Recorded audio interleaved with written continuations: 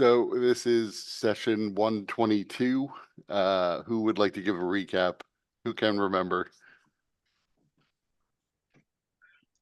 There was some slime that kind of kicked our ass because we were not ready. Well, that was T-Hole's, kick T-Hole's ass. Very much so. Yeah, I like it. That's true. Basically, the only reason T-Hole lived was because Zarius cast Death Ward, and then everybody got out of there, figuring that T-Hole would just be okay. And he was. Yeah, it started out with Clave was working with the puzzle again, but that didn't really yield much. You went north into a room with like a giant buzzsaw blade, and T-Hole was climbing the walls to avoid it, so was essentially safe from it. Then T-Hole managed to break it and shatter it and dodged all of the flying shrapnel that came off of it, suffering no damage at all from that, which turned out to be good because he was going to run into those slimes a little later. You then went into a hallway that was filled with rock grubs that were dropping down upon you. Teal got a little damage, but only a tiny little bit. Then you went into the room that had the force cage around a desk that had some books on it and some notes from Mordenkainen. And when you broke the force cage, that's what it also triggered a breaking of the force shield that was keeping all of the slimes below the floor. So they started to ooze up through the holes in the floor and then began attacking T-Hole. Clave and everyone else retreated, and then T-Hole managed to get out of there as well, being the last person in the room. It seemed as if the slimes were following you, but once you got far enough away, it didn't seem like they were coming any further towards you. So you went back to the room where the camp was set up with the illusionary ceiling of the outside, where you all went to sleep. And then Clave, who took first watch, was enticed by a vampire to go into a little hidden chamber. But he managed to get away. The vampire followed him, and then Aurelia subdued the vampire with modified memory to suggest to her that you were all there to help her. And she told you she's not allowed to leave the room on pain of possibly just disintegrating in sunlight if she does. Though it's not clear whether or not that would actually happen to her because she's never tried it. So the Marinal, the vampire, is still your ally at the moment, thinking that you are going to help her, and you're in the room where all the camp supplies were. Yeah. Yeah, the room where Clave was vehemently that we should not just camp here because it is too obvious. And of course, he's the one to get fucked. Yeah. And Marinal did confirm she was sort of the trap of this room, that anybody stupid enough to stay here was going to wake her up and she could go and try to devour them. So also, I should mention, Aurelia used her bag of tricks to provide Marinal with a black bear, an owl, and a rat for her to consume the blood of, because otherwise she was just so starving that she was not somebody you could parlay with. Yeah, and if I recall, that the bear specifically was gonna satiate her for at least a couple days. Right. So we've got some time.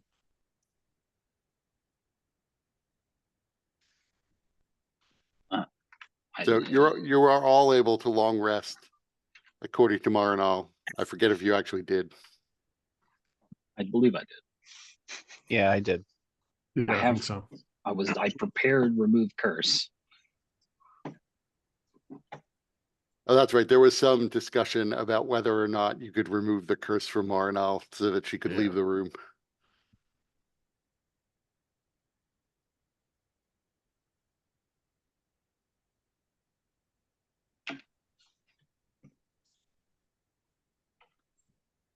So I guess I would also add those oozes are probably still there. So that's potentially a problem. There's also in the other way, you know that there are a series of rooms to the north, but the only other way north that you know of is in the room with the giant spiked ball that could attack you.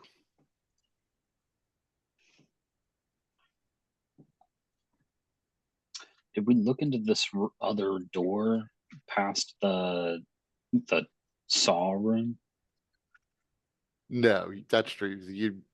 So you didn't go in there, but you can sort of surmise Oh, from that's the right, because location of, there was another door here, right? right, there's in another that- door. yeah. Another door here, so you could surmise that it probably leads to that northern door.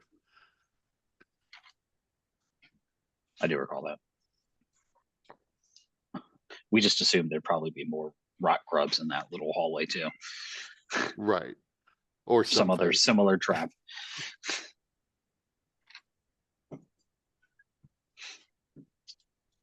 So you're all rested. And what was our objective in here? We're looking for some sort of weapon or something?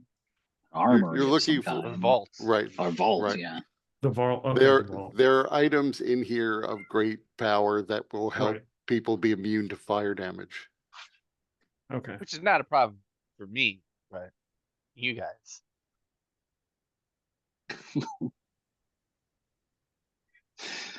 Well, lead the fucking way then.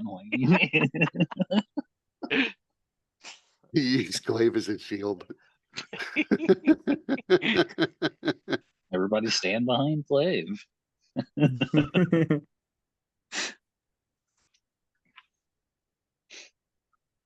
Um, Well, I'm probably- feeling better. there's probably some point where Zarius would actually, look to Aurelia and be like, I understand the dislike for this Mordenkainen. Oh yeah, Is it one what- last thing. You did find that the Tome of the Stilled Tongue. So Oh, yeah. one of the Veknight spell books, and you found a Tome of Knowledge, which allows you to, which helps with people making Arcana checks. And you found Mordenkainen's notes about how he figured out how to use every part of a dragon rather than just some parts of a dragon for his magical work. Mm-hmm.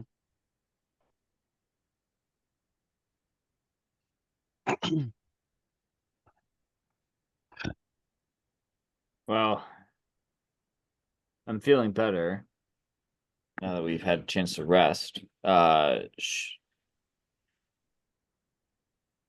It seems that we have to find a way to get through the oozes.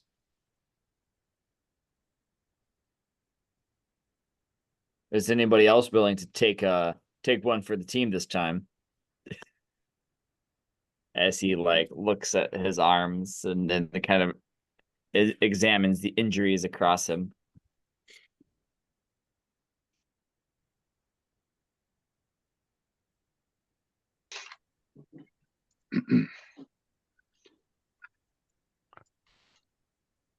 There were two rooms in that room with the oozes and the grates, right?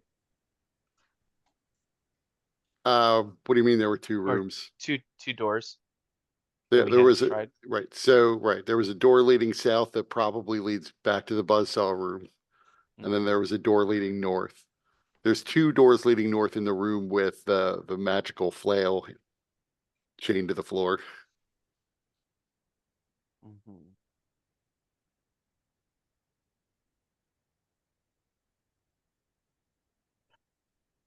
Well, I guess we can pick our poison, ooze or flail.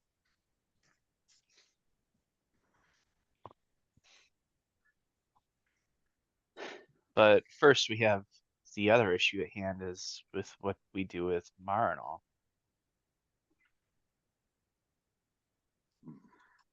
I can attempt to remove this curse.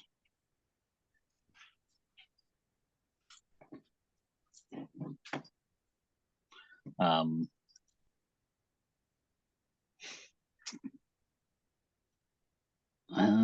yeah, I mean, there's nothing special about the spell itself. Just verbal somatic. I will just approach and say, I will attempt to remove this curse from you. Be still.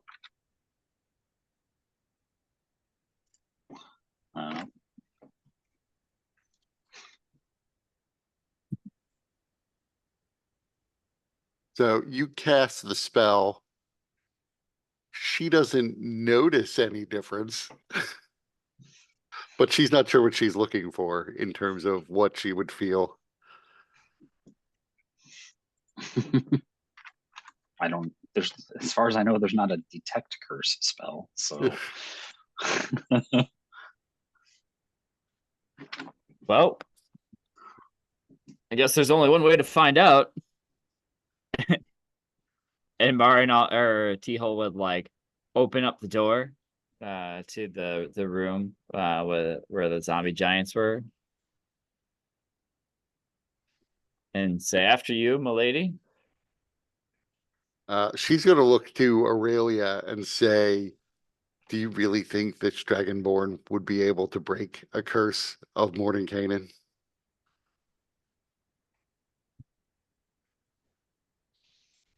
If anybody could do it, it would be Zarius. So make me a persuasion check. Or deception. It depends on what you're really feeling about Zarius in the moment.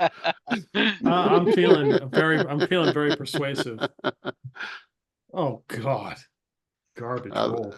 That is actually still enough. So she walks over to the door. Which door is she going to?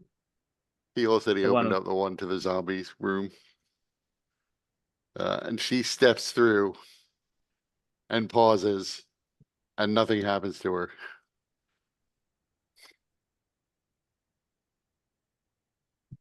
This Is bitch that- was never cursed. So she's pretty thrilled that it worked. She is Mhm. dancing around, happy that she can now leave whenever she likes. Zarius I- just I tele- eyes the whole thing suspiciously. I telepathically suggest to everybody, except Marnhall, just because it didn't work when she left this room doesn't mean it won't work when she leaves this place. Or she was never cursed and was just convinced that she was. Mhm. I mean, either way. Like the I'm just gonna say Kepri adds, or she's still one of the guardians of this place, and at the right moment she'll turn on us and attack us from behind when we're hoping to flee from like oozes.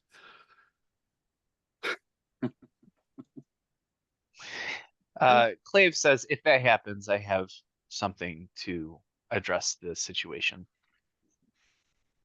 As do I.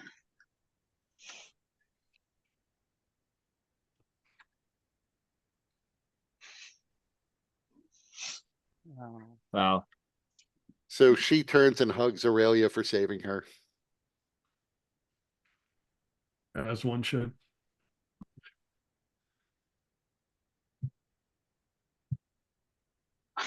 All right. So we Which do we Need your feel we help? can take? I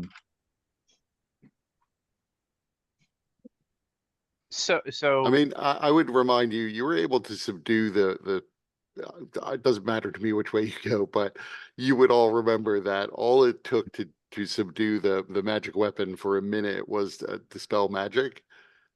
And you had to beat a check because it's a high level spell, but you might be able to walk past it without fighting it if you can cast dispel magic on it.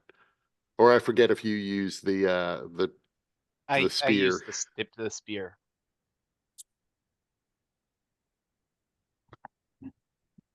which room was the magic flail in? I don't recall.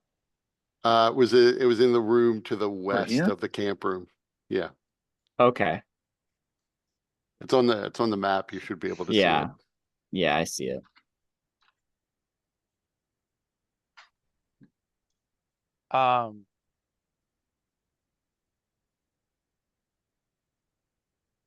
Well, which way do people feel more comfortable? Dealing with oozes or dealing with a giant mace? It was obvious that our abilities to damage the oozes was quite diminished. But their ability to damage us was quite intact.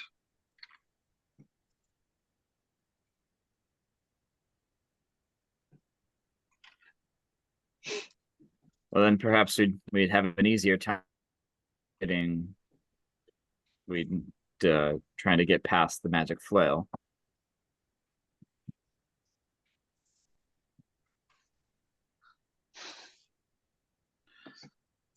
So perhaps we should go that way. Sorry, Marinol, we're actually going through the other door.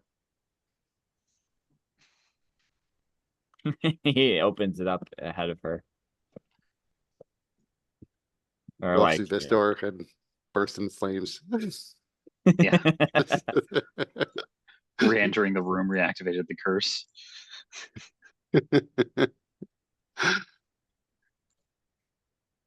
So the flail at the moment, as you look into the room, is resting on the ground, seemingly inert.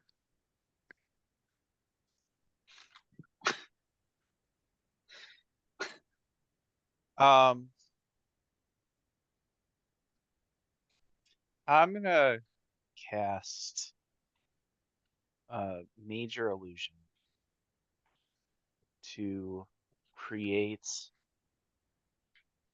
a double of myself and send it into the room to try and get the flail's attention. I assume the other doors will be locked. That's fine. If I can distract it, then I can open the doors.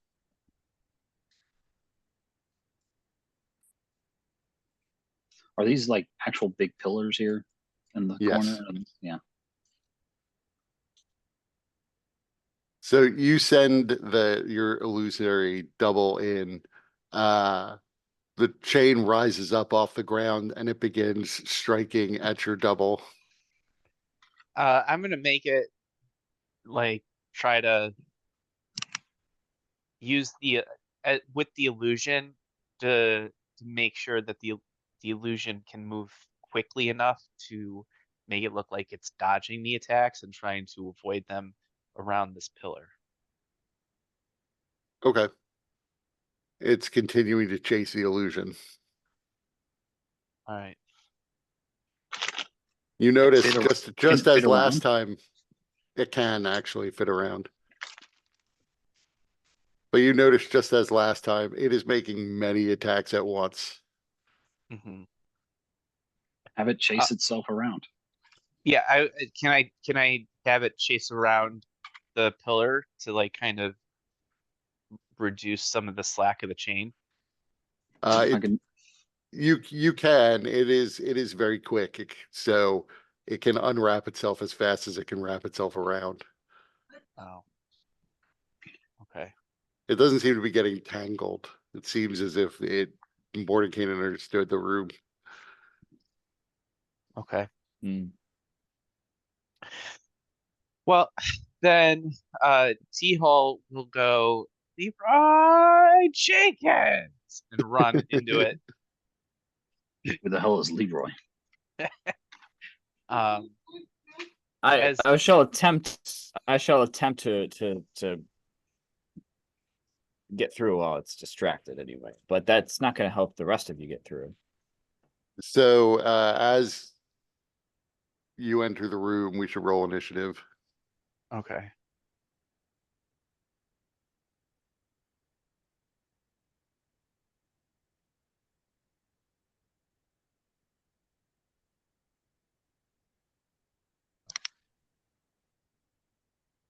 Yep.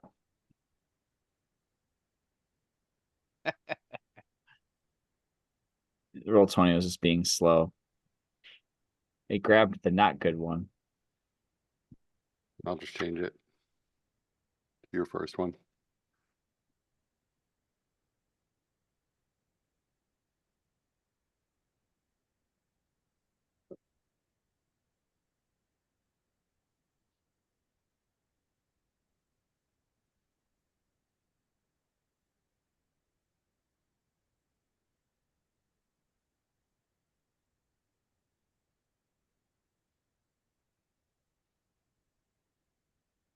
Oh, I think I hit it twice too.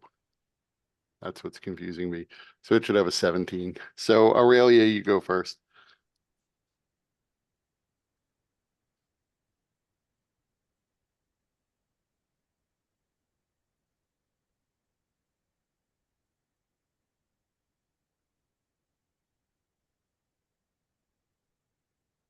So is our plan to get in this room and get through the door? There are 2 doors to the north in this room. Oh,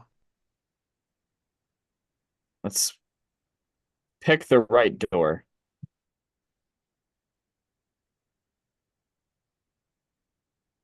At least to start.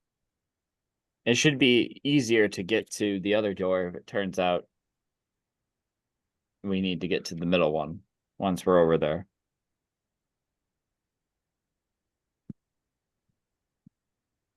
yeah.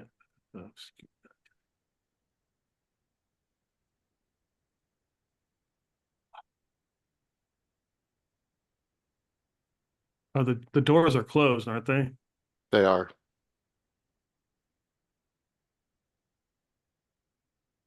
Bet they're locked. Yeah.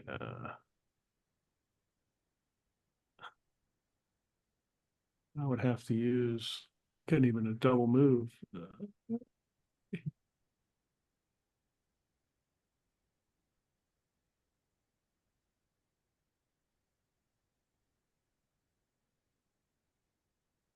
I will hold my action. See what everybody else does. Okay, I forgot about Marinal, so I rolled her initiative. She actually went first. She is going to charge forward and attack this thing. Oh, okay.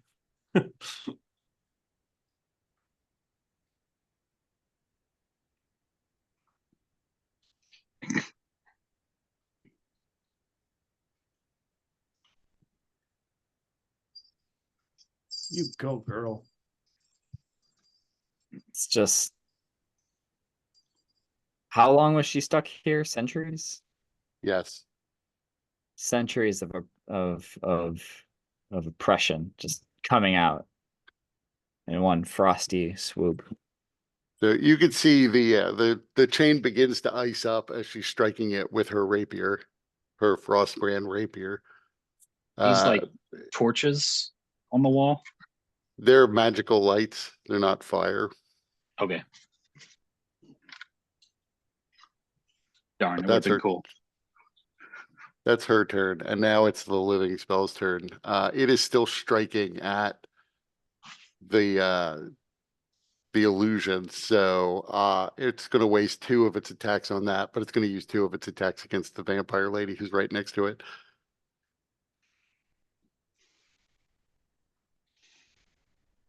So she takes that damage. And it's T-Hole's turn, or Zarius, either one.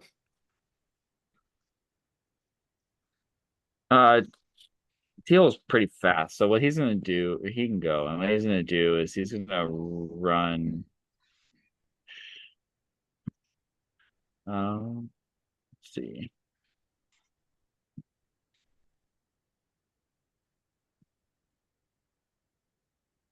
Why am I blanking on? Oh, there it is. Big letters. Yeah, he's gonna run. He's gonna run up to.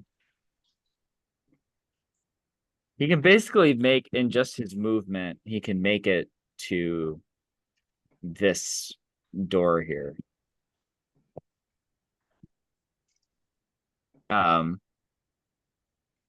So he's going to use his spend a Kai point for his bonus action to do Step of the Wind to get more movement, and he's going to try to open the door. You find it's unlocked. Surprise! You see a room that's filled with a few crates and a huge pile of gold in the back. T-Ho calls. There's a huge pile of gold. It's obviously a trap.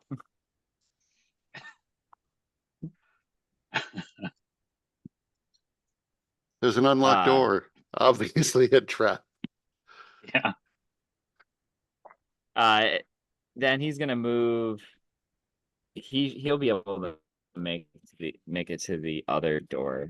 Got plenty of movement for that, so he's gonna move over here to the other door and open that one. That one's locked.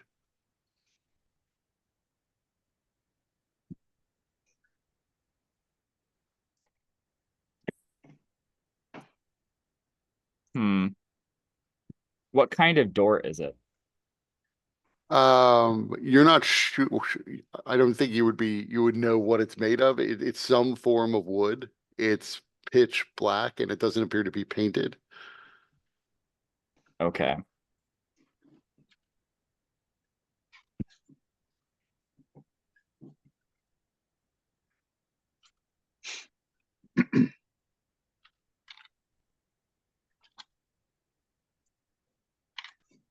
Hmm. Well,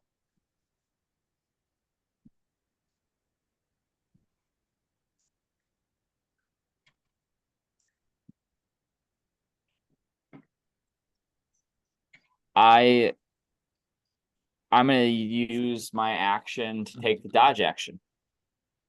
Then. Okay. Sarius So or Aurelia. I just I cast sanctuary on myself as a bonus action, and then dashed to this spot. Okay. That's everything I can do. I don't know if the sanctuary will be useful against whatever the hell this thing is, but maybe.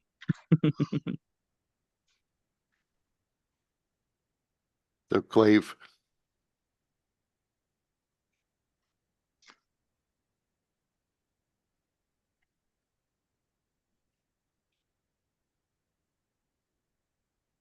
That's my turn. So Aurelia, it's your turn. You've seen everybody go now. Okay.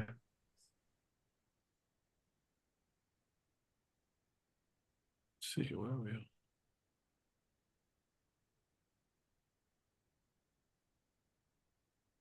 Hmm.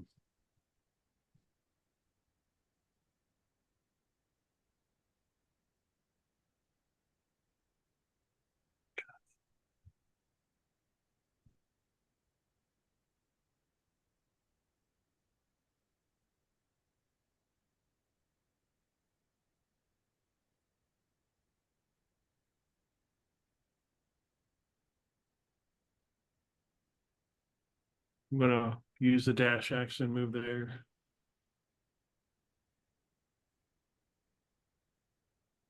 Okay. Is that all you're doing? Yep.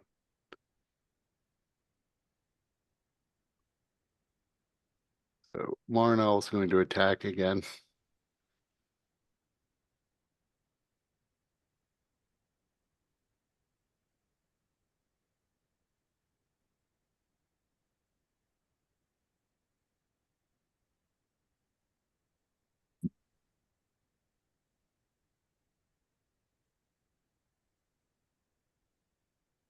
The chain's beginning to look more brittle, but it's not nearly dead. Are you going again, Aurelia? That was my turn. Right, but that was your turn for last turn. This is a new round. Oh, gotcha. Okay. I'm tracking it. All right. Hmm.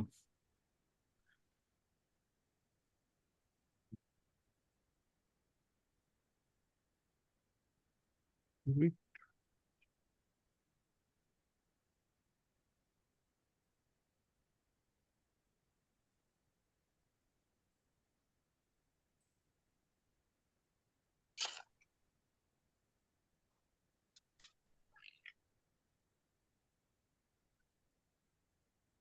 Let me shoot this thing with Eldritch Blast and see if it does anything. Yeah. About to find out. Not with a 12. Oh, that kind of roll. 21. That hits. 23.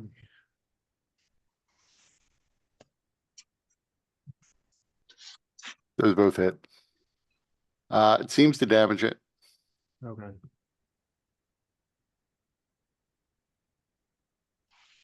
I'll move over here. Okay.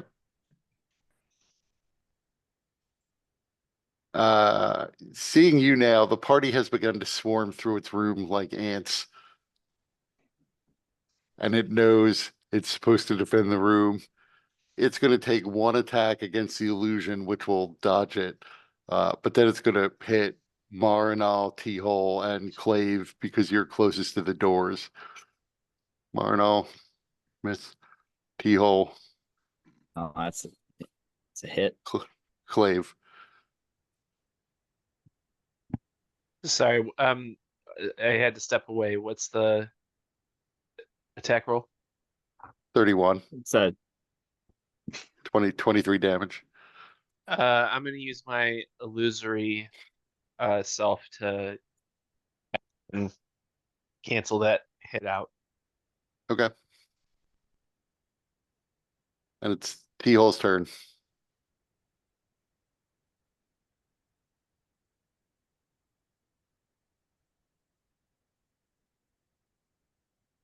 oh man.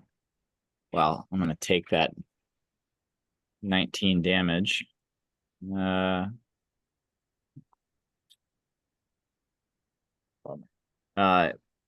what I'm gonna do this time is I'm gonna spend 3 Kai points to summon my arms and my visage.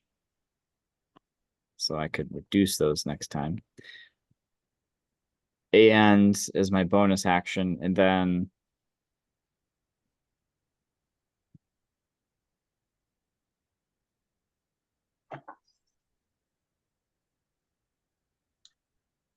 I'm going to attempt to strike the chains of this thing. How far do I like how You where can do I have basically like you can basically attack it from almost anywhere in the room. Like anywhere in between these 4 pillars. So where you are now, you could easily attack it. okay. Yeah, I'm gonna try to sever the, strike at the chain to try to sever it with my arms. What if that just sets it loose? Finally free to live its life. To find another flail and settle down. I only get that last one doesn't count. So it's just the first 2. So they hit. And your Well, martial arts die.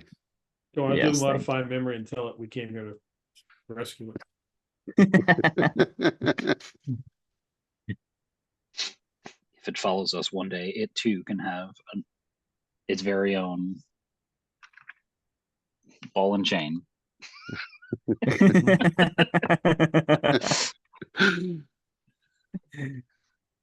And I'm gonna move back to this open trap door and just take Mhm. one step into the other room so that it's almost slightly maybe out of reach for this giant ball. Yeah, the picture on the map, not exactly to scale. But you're not sure if it will attack you once you leave the room. Yeah. So that'll be T-Hole's turn. Okay. Zarius. Um,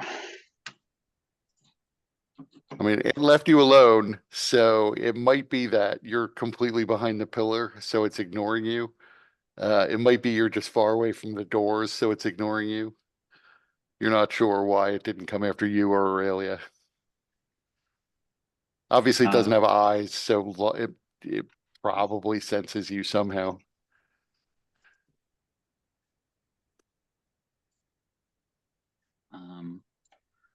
yeah, I'll keep Kepri over here because Kepri can move real fast. So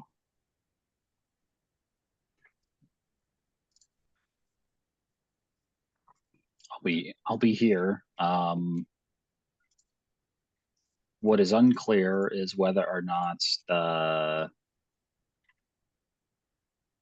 trying to cast a spell magic on it would trigger the sanctuary to fall off, I guess.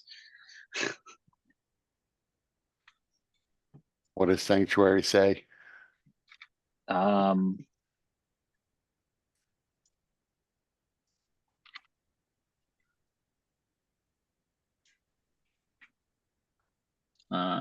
If I make an attack roll, cast a spell that affects an enemy or deals damage to another creature, the spell. I mean, this for this particular creature, it would be a spell that affects an enemy.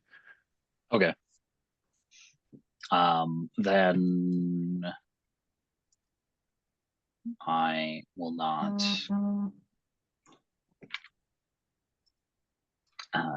cast a spell magic then.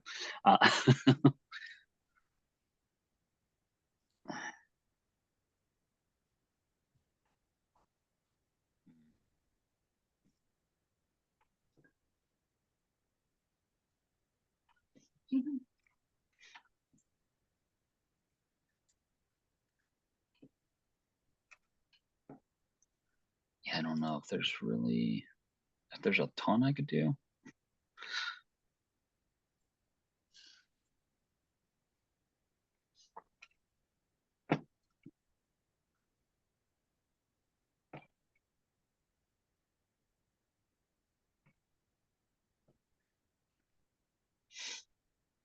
Yeah, not really.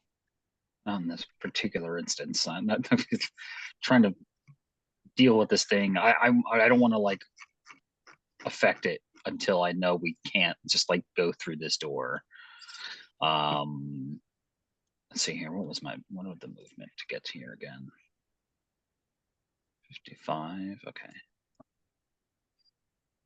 Okay. So I can. Oh wait, I get. I. That's right. I can't do an action anyways. Oh, but this is a bonus action. All right. I will just move a little bit closer. Yeah, there we are. And I will then cast Sanctuary on Clave as well. Okay.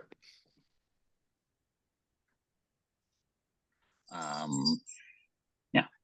And then I can just move back here, I think. Maybe that'll help. We'll see. That's it. Okay.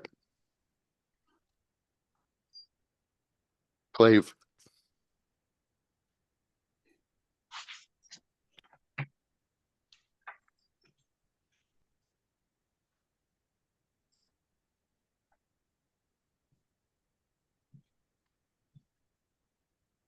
You're muted, muted. Mike. I'm moving here, and that's my turn because I had to dash. Interesting thing I never noticed about Sanctuary is it's got a range of 300 feet and it's you order creature within range, not a creature you can see within range. 30 feet. Yeah. 30 feet. 30 feet, yeah. I just But yeah. didn't notice you don't actually have to see who you're warding. That's pretty cool. You could always stand outside the room and just ward people. So Marinol is going to continue to attack. Miss, hit.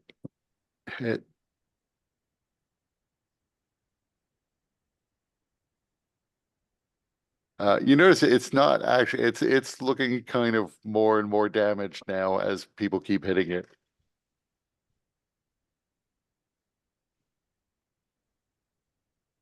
Aurelia.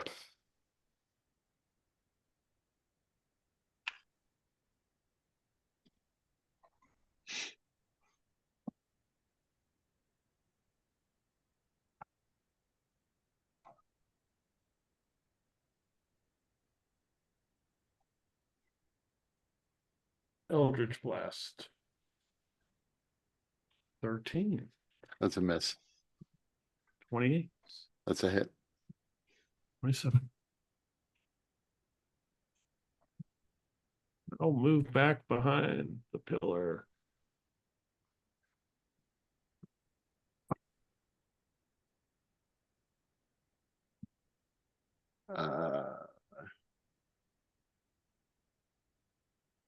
It's going to take 2 attacks against the illusion and then 2 attacks against Marinol.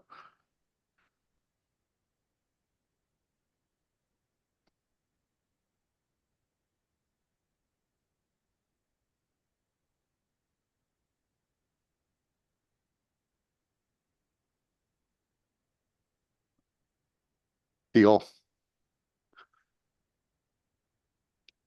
T-Hole's gonna step forward out of into the room and take uh 4 attacks against it. Those all hit.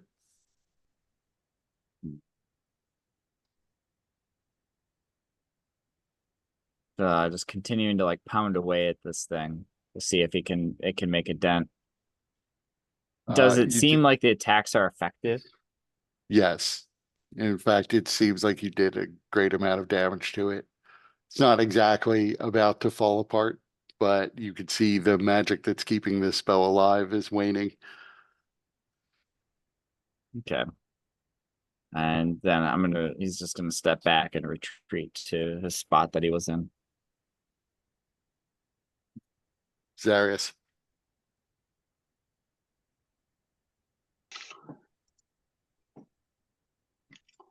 Um,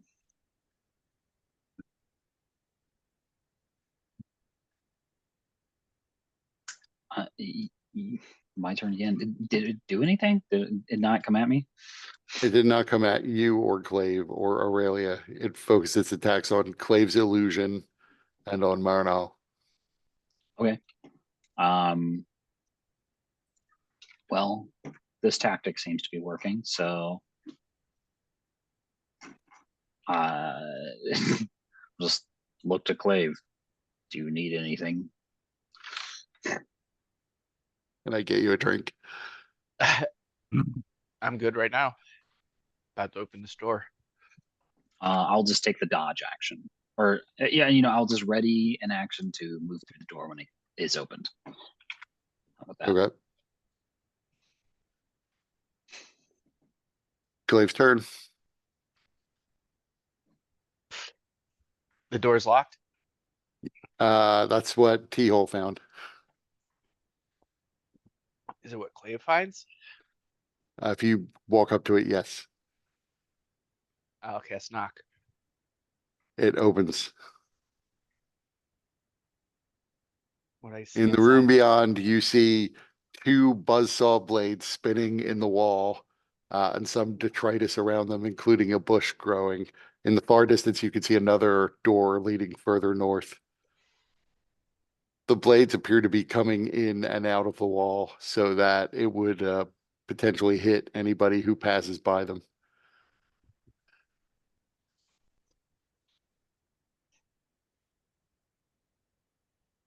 Okay. And then I'm gonna use my movement. Move this way.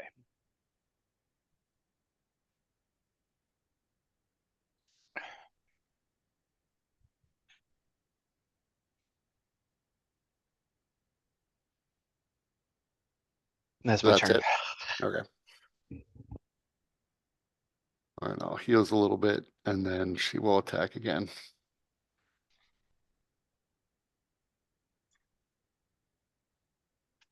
Now, I'm not liking you having a vampire friend who's just a bag of regenerating hit points.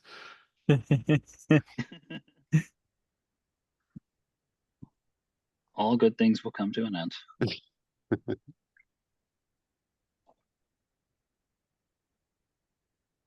So the living spell does not seem to be doing so well. It's again not exactly a death's door, but it's much weaker. And it's Aurelia's turn. I'm gonna do the same thing. I'll step out and hit it with Eldritch Blast. Hit. That's a miss. That's a miss. Okay. All right. Yep.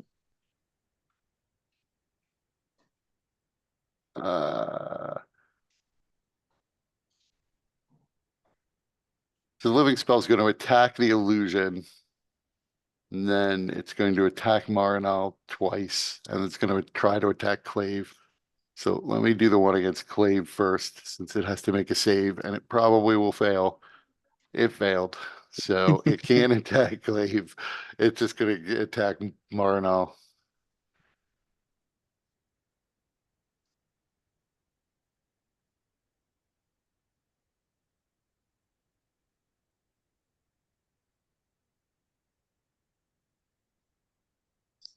Marnell's not actually looking so good anymore.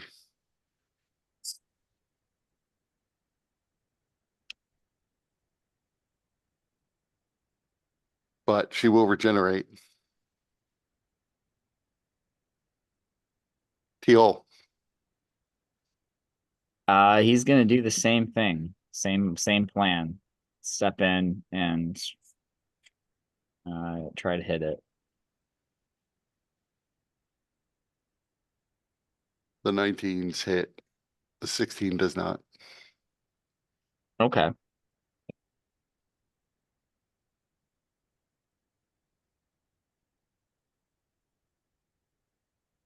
Step back.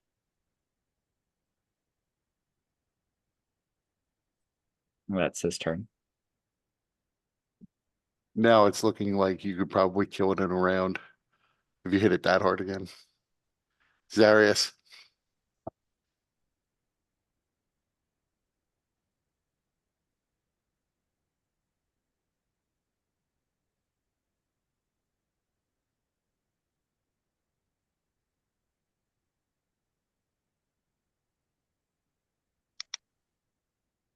There we go. You press, you cast knock on this, right? Yes, it's open. There are two buzzsaw blades that are spinning in Oh, there, man. smaller versions of the larger one the T-hole destroyed. So you couldn't enter the room and just safely stand there without getting hit. Got it. But this thing is having a hard time suddenly. Yes, it's looking heavily damaged at this point.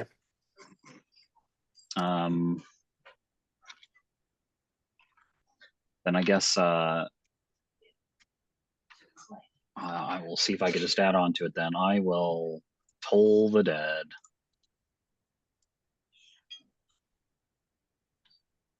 Eh.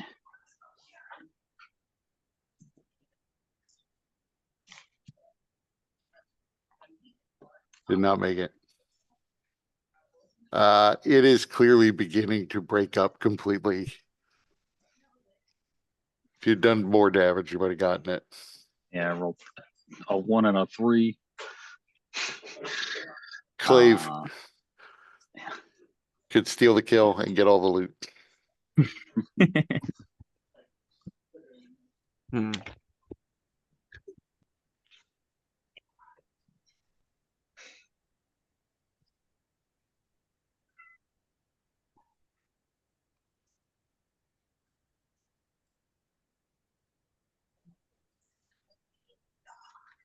I'll do a bonus action to activate my crown, and I'll hit it with a firebolt. I think there's something. Yes, I stole the kill. You see the spell completely begins to break up. You see the mystical energy begins to flow into the base in the center of the floor where it's chained, but the physical chain drops to the ground and shatters, breaking apart.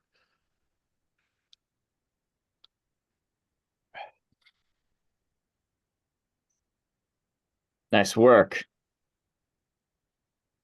Yeah, it was pretty And- easy. Behold, you begin to hear the sound of coins chinking against one another.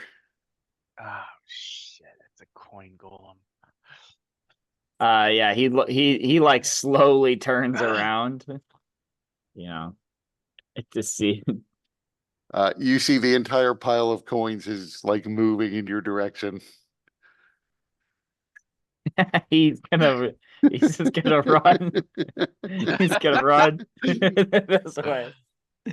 It's not his turn, but that's what he would do if he saw an entire pile of coins just sliding towards him. And close the door.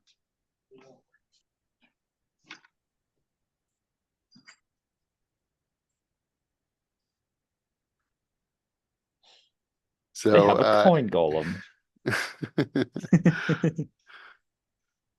Marinol is going to move, but she doesn't actually know there's any danger. Aurelia, you also don't know that there's potential danger from a coin golem because you're behind this pillar and couldn't possibly Right. see it. Why would there be? Right.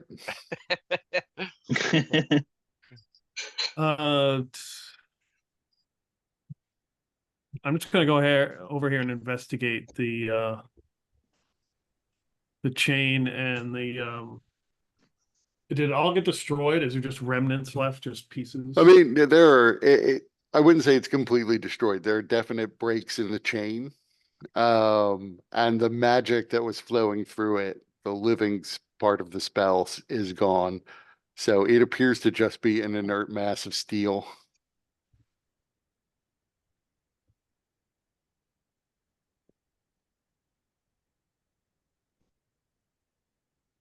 Okay. I'm just gonna investigate the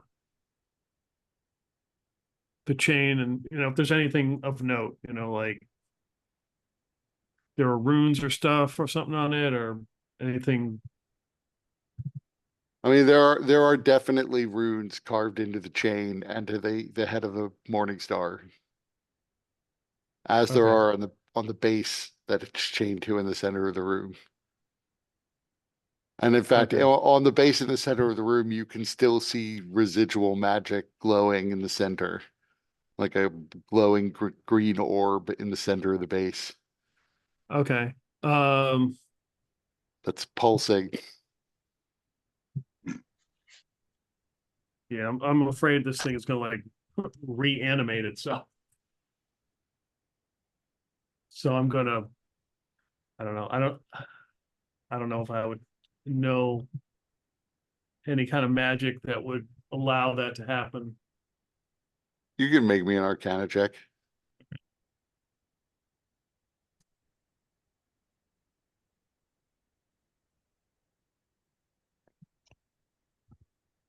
Wow. You're pretty sure that the magic right now is vulnerable, but that it will reanimate if given enough time. A high enough, a strong enough dispel magic or an anti-magic field could completely destroy it while it's vulnerable.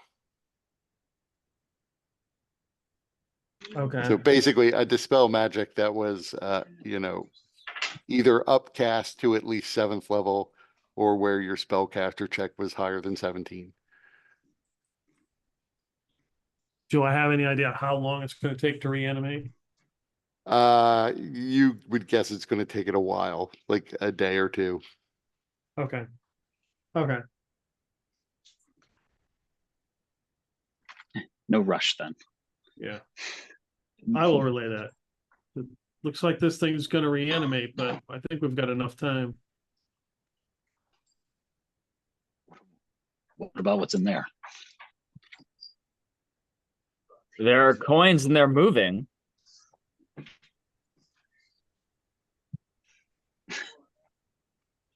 Understood.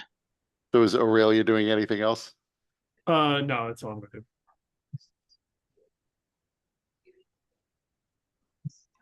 No, Zarius. Um, I suppose we're dealing with that, huh? Is it moving to leave the room?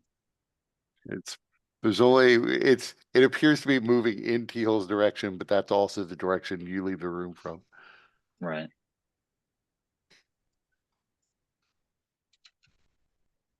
$10, 35. I'm guessing this is just another trap or some hostile creature. Would is our coin is this a creature that would be known, or like is it like a well-known creature? Or... It's not a well-known creature. There are certainly legends of like piles of coins of treasure just attacking people, but the details of the creature vary from story to story. They may not all be this particular thing. Gotcha. Definitely something old T-Hole would have put into place. Yeah.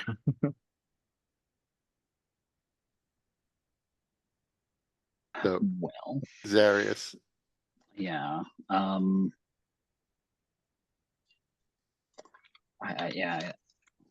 don't know. I don't want to like use a ton of spells trying to deal with some of these things. I'll just toss a sacred flame at it and see how it reacts, I suppose.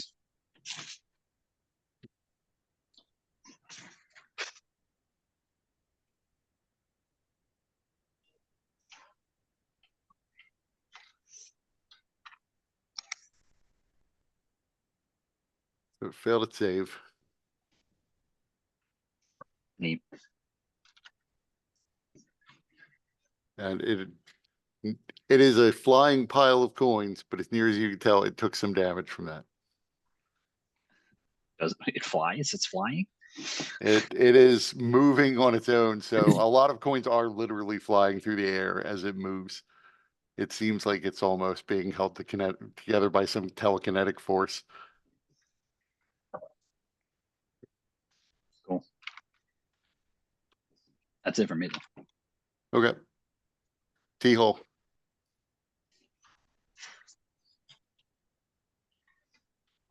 Well, punching a magical imbued mace or flail is one thing. Punching a pile of floating coins seems like another.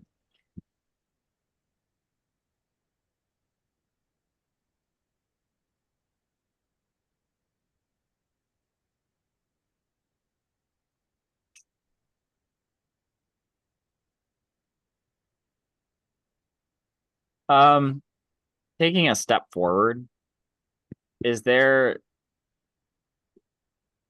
besides the obvious treasure, the treasure moving towards us, is there like anything else of value, like or interesting about this room? So it is filled with crates and barrels, and you're not sure what's in them. There are some crates that are destroyed. It's not necessarily clear from what, but maybe just the treasure moving around broke them over time. You do see what looks like traces of shattered gemstones. You also see a lot of gemstones built into the treasure golem. So maybe it just absorbed them and left the discarded remnants behind. So there may Okay. be treasure in these other crates.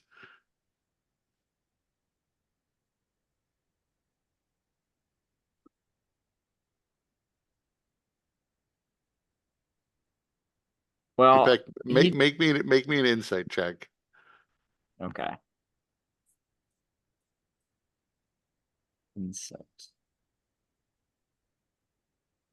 So you realize that it may be this treasure pile broke one of these crates open and absorbed these other bits of treasure, and it's left these other crates of treasure here, almost like little healing potions for itself, so that if it gets damaged, it could shatter these crates and absorb more treasure. Does it look like it has any? Does it look like there's any sort of magical items that are visible in it, that it's been kind of sucked into it, or does it just look like gold and jewels? Make me a perception check.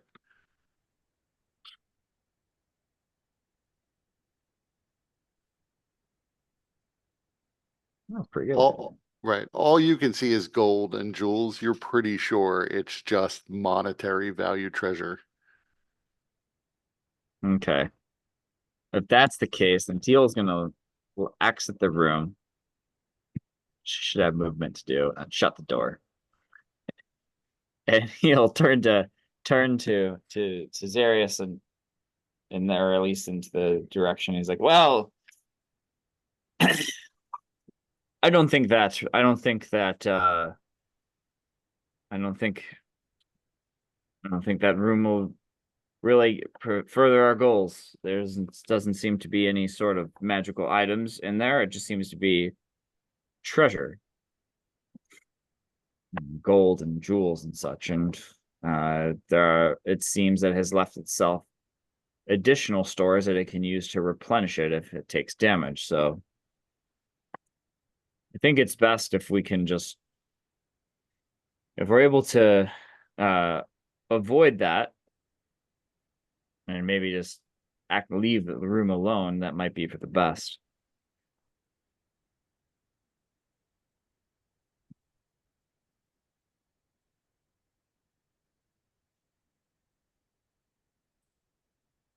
Is that what you're doing? Anything else? I just shutting the door, but other than that, that's it. You can hear something slamming into the door, You see it shake. This door isn't made of the same sturdy black wood as many of the other doors. It seems a little flimsy. For years, yeah, but guess it's been going on. Oh, for years. that burst through the door. As far as anybody is aware, those dogs don't have shots. But it can't attack you. It just moves forward, squeezing its way through this doorway. People are like, Clave. oh, well, it's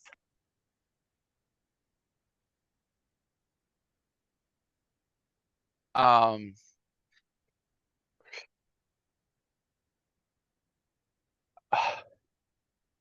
Why did I make my salsa so hot? Um. Let's see.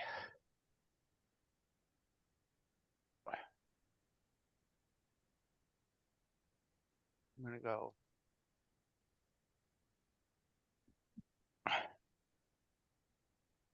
Right here. Um.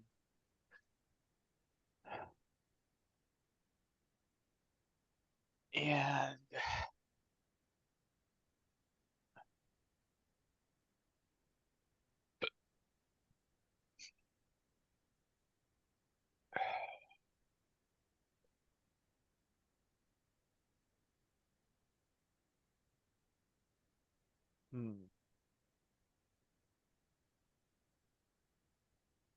T-Hole, you said there's nothing else in there? There's no other doors? No, not that I can see. If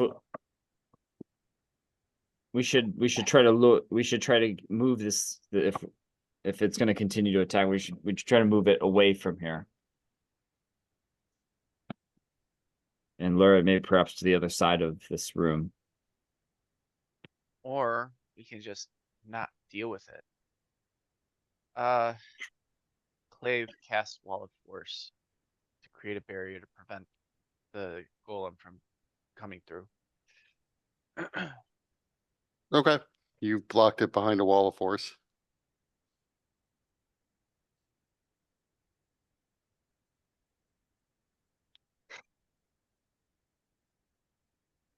We have 10 minutes before that is no longer sufficient to keep the thing at bay.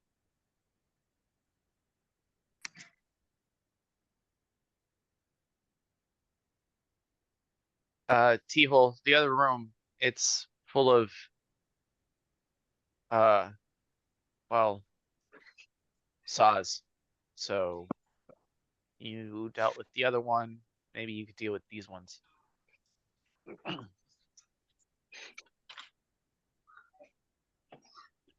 There are saws in this room? How were you able to open the door? Same way I've opened every other door.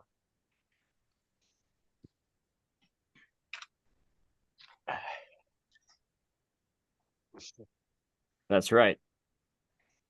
Frankly, I'm surprised that Mordenkainen didn't have some kind of defense against the knock spell. I don't think it's a very commonly picked spell.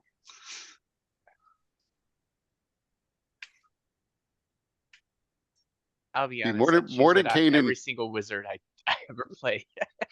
It's But very good spell. Mordenkainen is from an age when you had to actually separately prepare every spell.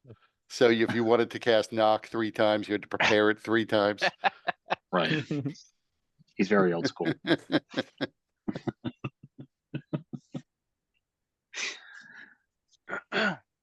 So in this room, you have these spinning blades. Does it look like they're wobbly? They are. Or like- And anywhere you stand in the room, one of or both of these blades can hit you. Okay. So do they move like kind of vertical, like north south along each wall? They basically move out of from east to west. They don't so much move up. So you could do the same thing and walk along the walls above them because the ceilings are high enough for you to do that. Okay. There is a chance when you enter the room, it could still hit you. Or when you exit Gotcha. the room. because the doors aren't nearly as high as the ceilings. In the previous room there was kind of a spindle or some sort of like center focal point where it was attached. Does there appear to be any sort of attachment point when No, these not blades kind of come out? no. Even when the blades are fully extended, you don't see what the locus around which they're spinning.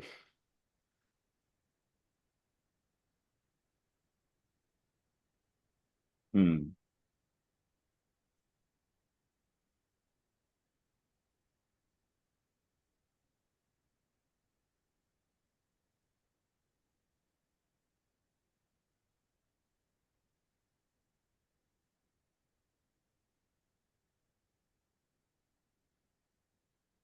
Hmm. Well, it seems these ones will have to be dealt with a little differently. They're It doesn't seem they can be dealt with in the exact same way as the previous room.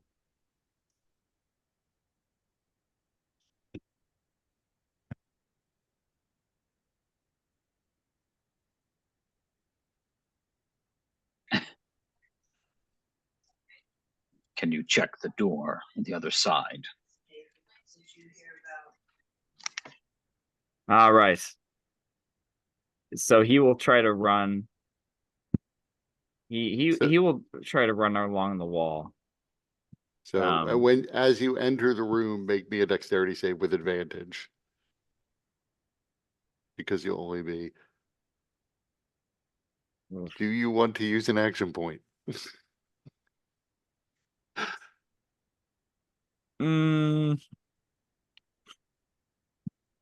You know, I don't, but what I'm gonna do is I'm gonna spend a Chi point to do, I think it's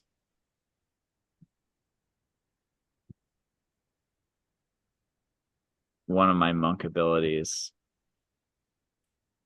I'm trying to remember which one. Basically, I get to re-roll failed save and take the next result.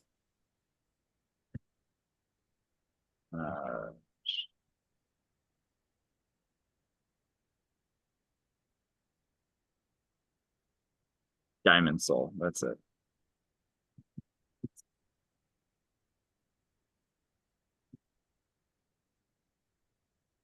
Okay, reroll. That's better. So, yeah, so you made it. You almost get hit, and then at the last second, you correct to dodge out of the way as the saw blade shoots out and almost scrapes into the wall. But now you're running along the wall above it Yeah. and above the other one. But you're going to have to come back down to get towards the door frame, so you could get hit by the second saw too. Yeah. If you're going to check the door. I am gonna check the door, so I'll make another dex throw. Ugh. Well, it's a 19. It's with advantage, right? Yeah, right. So that's you still are able to avoid it. Yeah, so then he'll try the door. It appears to be locked. Of course it is. Is it made of the same kind of black wood? So this is Material. made of metal, and you notice like when you touch it, it is painfully hot. Like there is a fire on the other side of this door.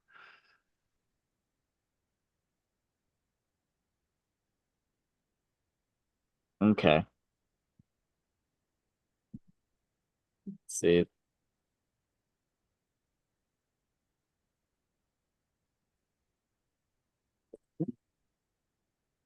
Um,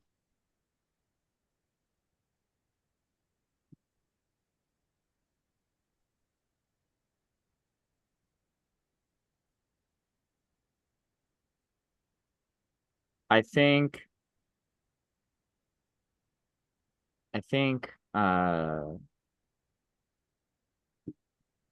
I'll use my action just to do the dash action, and then I'll like continue running along the wall. I'll get back up on the wall. And then run back. So the room's about is the length of my movement speed. Right. So just to remind you, the way I interpret it, just because you turn ends doesn't mean you're like back on the floor. Mm. Like Yeah, I as know. long as you keep moving, next round you continue to wall run.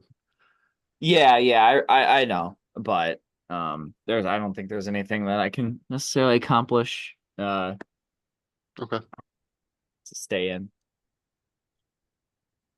So you do notice that the blades are pretty wobbly. There's no central spindle, but they are wobbling up and down by about 3 or 4 feet as they strike out at the wall.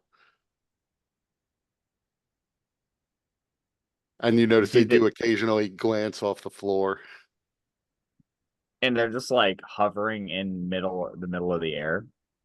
Yes. Like- In fact, yeah. And it's not clear exactly. Like it almost appears as though they're disappearing into an extra dimensional space when they go into the wall.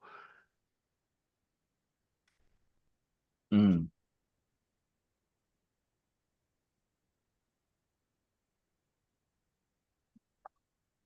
Well, the door on the other side is locked.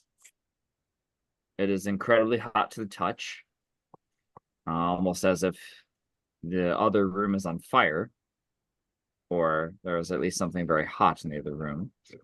So that might be what we're looking for. There doesn't seem to be there doesn't seem to be an obvious mechanism that's guiding these blades. Where they're affixed to anything.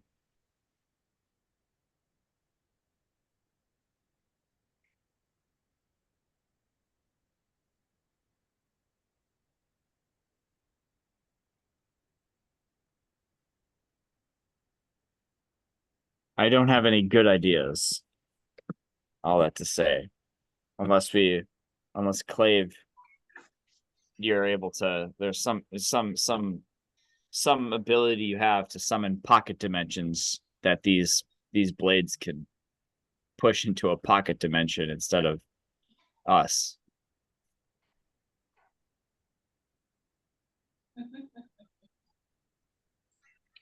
Have you gotten my supply of glass brass?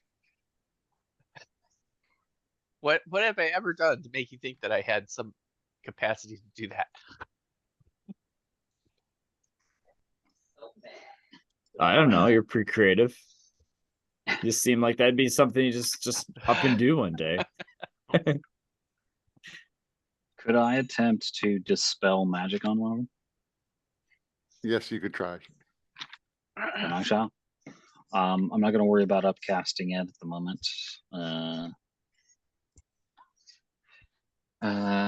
So it's just basically a wisdom check, I believe, right?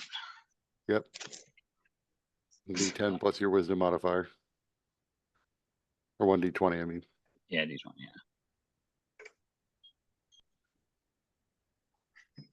You gotta be shitting me.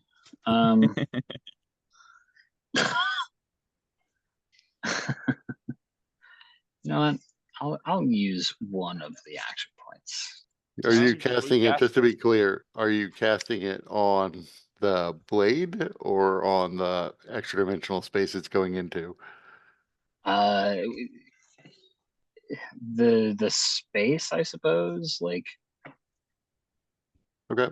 yeah, wherever it's coming from. I mean, I don't know. I don't know the magic. I suppose I could have Clave really have a better idea about that, but now let's just use the action point. Let's try this again. Why not just recast it? It's less. Oh my god, whatever. That also Try not to didn't work. Yeah, I know. Because I'm trying not to use so many fucking spell slots. That's why.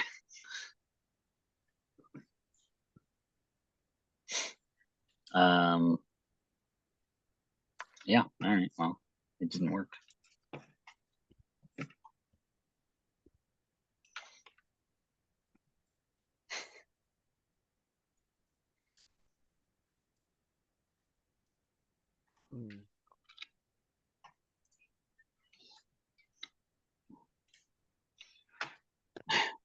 wizard allowed to set up their tower in such a way for so long is quite annoying.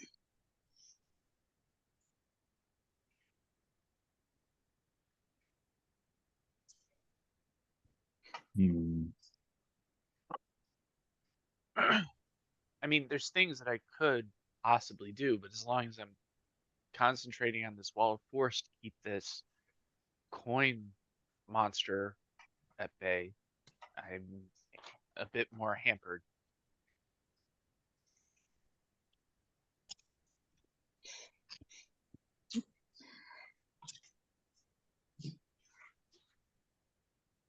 Can you change the wall? Can you change the wall of force after you, while you're concentrating on it? Can you restructure it?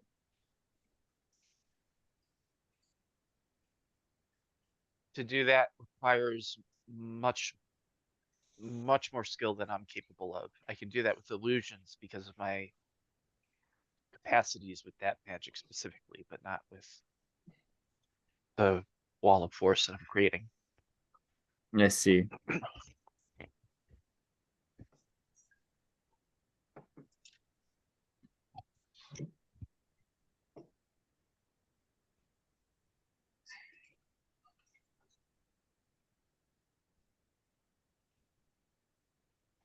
Hmm.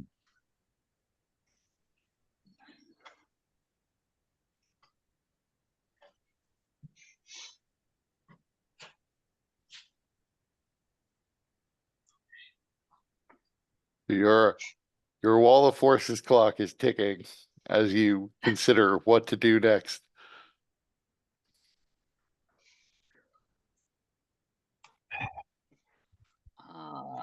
Oh.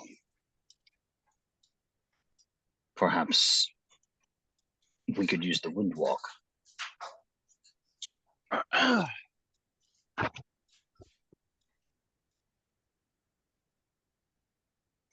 Hmm. How would we use the wind walk? We wouldn't be able to squeeze under the door, and we don't know what's beyond it. We could Well- be walking straight into our doom. Well, if it's warm on the other side, you will not be harmed.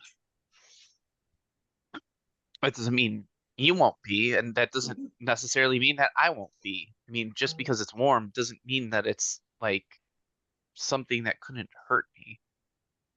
I'm sure there's certain types of flame that can get past the resistance that I currently bear.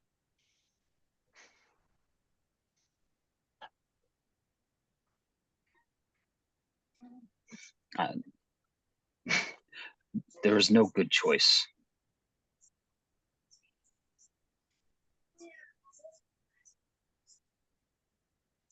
I think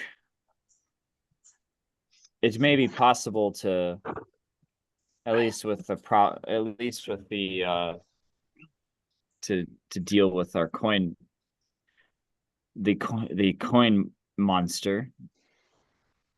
We could, if you're able to drop the wall of force and then reapply it, you could try to hem it in so that it would be forced to follow me into the room with the spinning blades, and I could try to just kite it around. Hoping that the blades can make short work of it. That is within my capacities. That would at least solve one problem without us having to spend a lot of effort to engage it.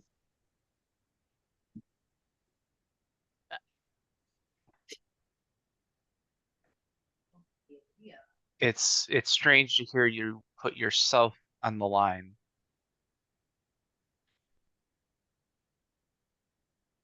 These blades aren't really all that concerning.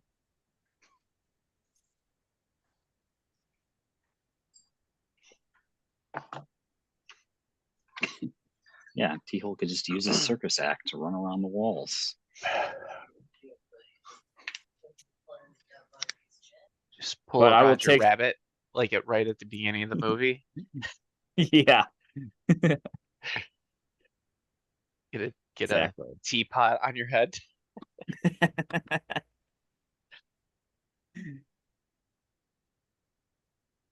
So yeah, I think that we could at least try that. And if it doesn't work out, then well, plan B is just to fight it the old-fashioned way. So what is your plan? It's Create a a new drop. wall of force that contains the creature but leads it into the room with the saws, with T-hole acting as bait. I see. That makes sense.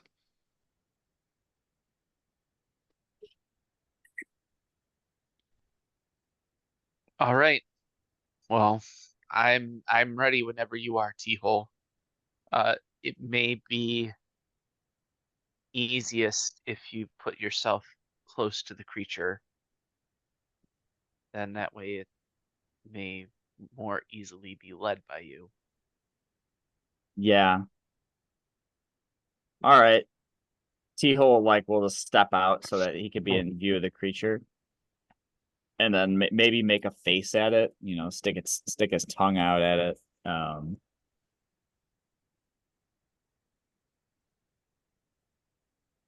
You're muted, Darius. Before you begin, I'll cast the death ward. You hear them? The jackals. So just because I don't know what's coming up, everybody roll me initiative. Because timing could matter.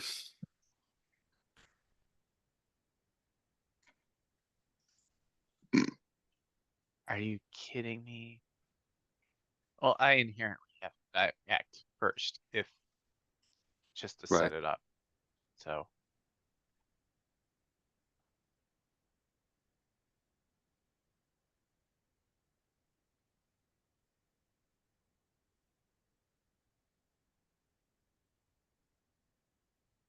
So you get to go first, Glaive. all right. So I create a wall of force like that.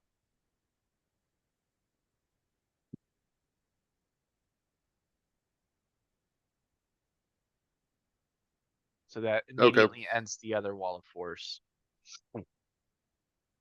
Right. Could I also, I mean, I know previously you said that I couldn't color the wall, but you've allowed me to color the Liamon's tiny hut before, so I'm wondering if you could allow me to make the wall opaque. Sure, why not? Okay. That way it's not distracted by us as well. Although that also has, I'm realizing now, we won't be able to see what T-hole is doing.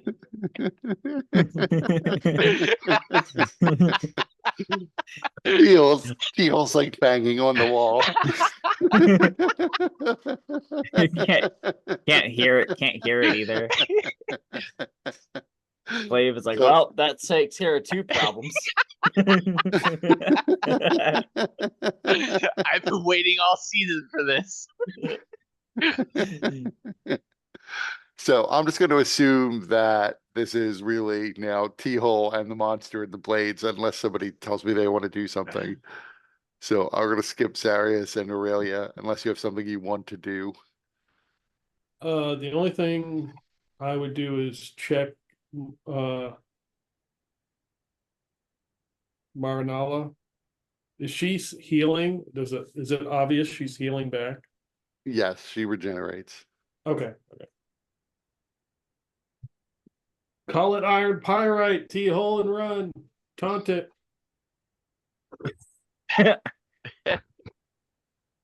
What is So, this? Fool's gold? Yeah.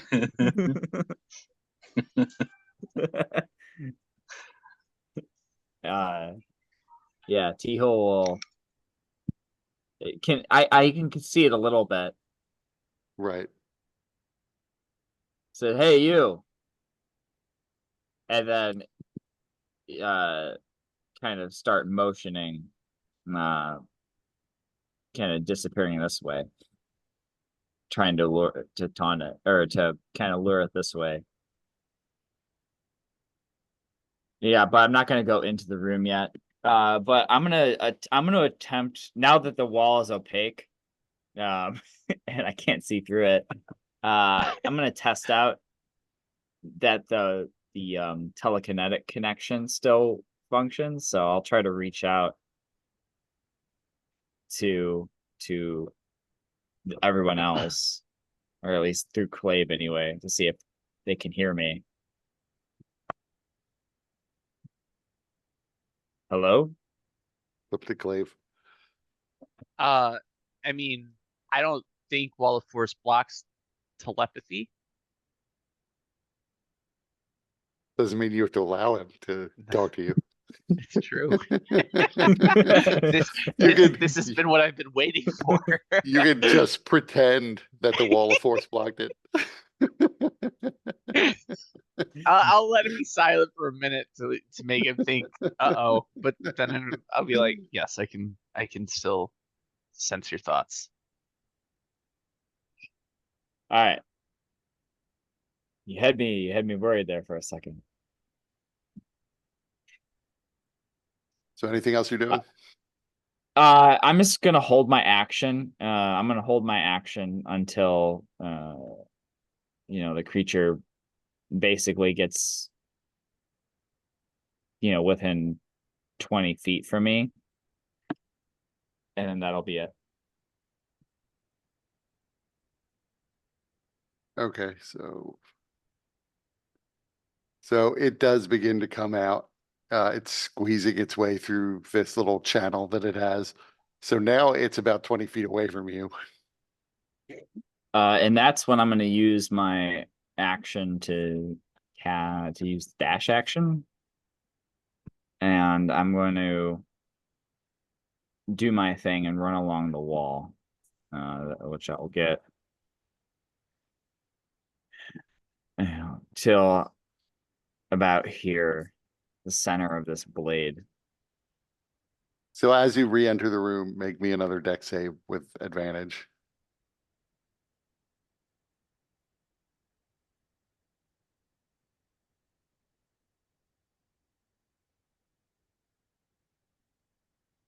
So you're sticking with that? 18. Yeah, why not? All right, you safe. Call your bluff. So you're running along the wall. Are you doing anything else? No, that's all I could do. So That's it my will held action.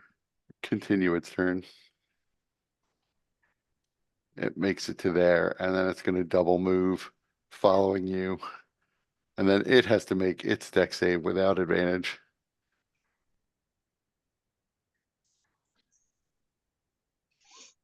It made it. So it is able to cross through. Oh, wait. 1, 2, 3. And then it has to make another one. Well, you're on top of the thing. So it would get close. So it's going to have to make its deck save with disadvantage because it's in the thing square. And it failed that time.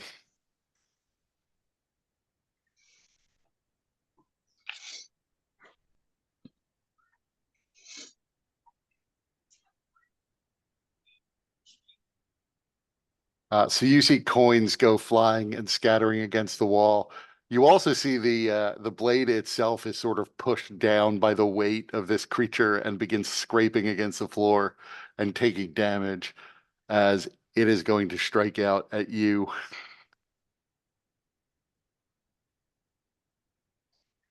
think this may be one of the most creative ways we've ever dealt with something like this. And now I'm realizing the fault in the plan, seeing how much damage it's dealt. Oh boy. Yeah. That Do I have anything that could help? Nope. No, I think I just gotta take that all that damage. Can you deflect any of it?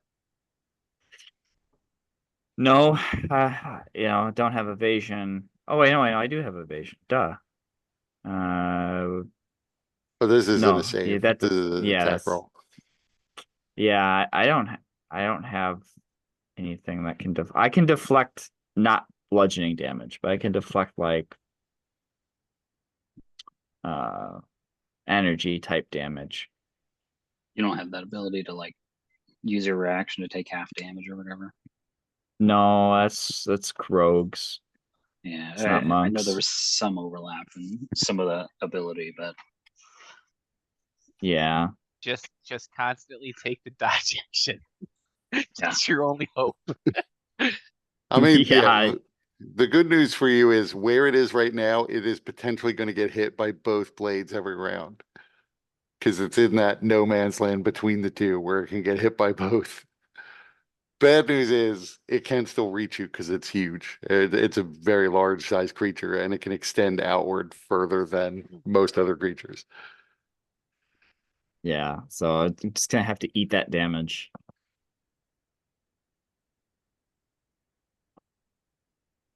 And that's its turn. So unless somebody else is doing something, it's T-hole again.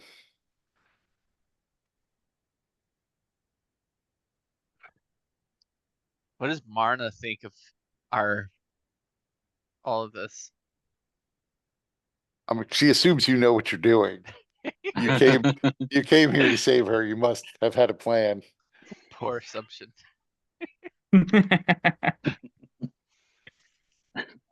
never expect an adventurer to know what they're doing. This actually reminds me of like there was that old South Park episode where like Kenny had to go through the electrified water through the tunnel of doom, and everybody else went to have hot chocolate and eat cake.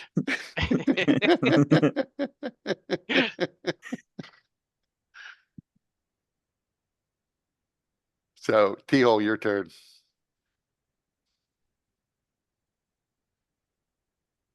Hmm.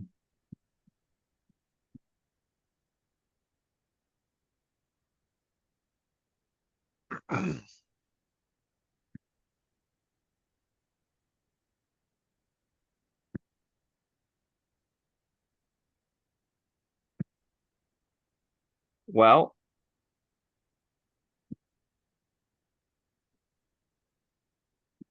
why not? I'll try to as I'm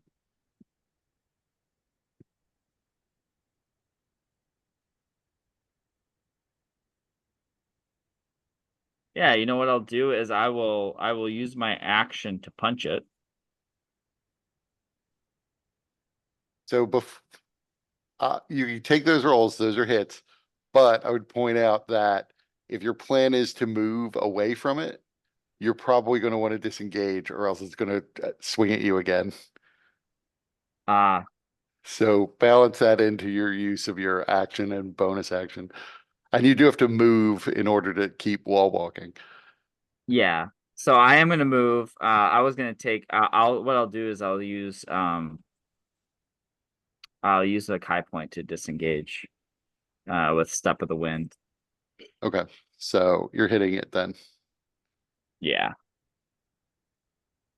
So And you punch it and you see coins and gemstones go flying on your martial arts die. thank you. And what I'll do is I can make it back to basically out of the room. Come on.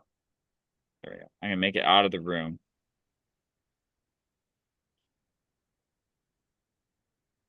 Right? Yeah, you're safe in that spot. But as you go into the doorway, you have to come down again. So you have to make another deck save to avoid the blade with advantage. I will do that. Thankfully, I had advantage. Right. But I'm gonna step through the door and then close it. This is that thicker, heavier door. It is. So, not these cheap, flimsy doors that Mordenkainen had installed to cover the bathrooms. Right. So that will be his turn. Okay. So its turn again. It has to make 2 saves where it is. First one at disadvantage. It failed. The second one, normal. It made that one.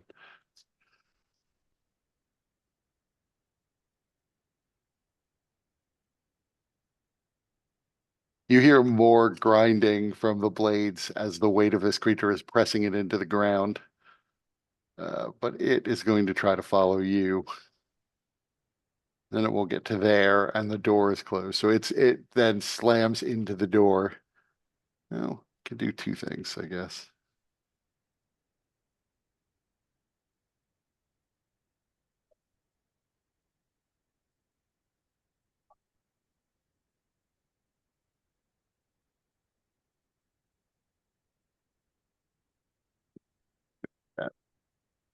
So you see the door shake, but it doesn't shatter. It still appears to be intact. It definitely took damage from that hit, but the creature Okay. is still on the other side. And it's your turn. I assume you're just going to hold the door closed. Yeah. Does there look like there's any way I could sort of reinforce it? I mean, you tell me. There's nothing but the opaque wall of force really in your immediate area. Okay. Yeah, I wasn't sure if there was like something I could like a piece of metal I could jam in if there was like if there was any mechanism on the door. I mean, it That just would allow that. other than the black wood, whatever that species of wood is, you don't see anything but a normal door lock. In fact, you could tell the door lock is the weak part here. Okay.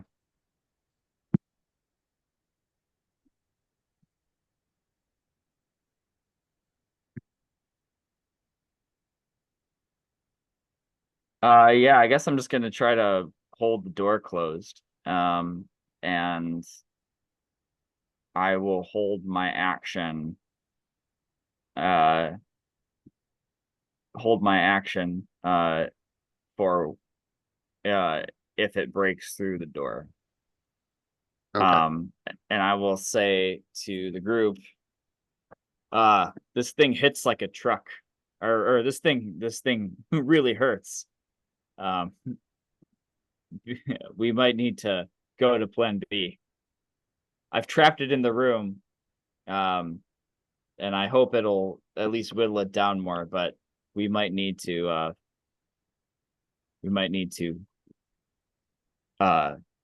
deal with it swiftly. So it is going to try to break down the door again. Failed its save.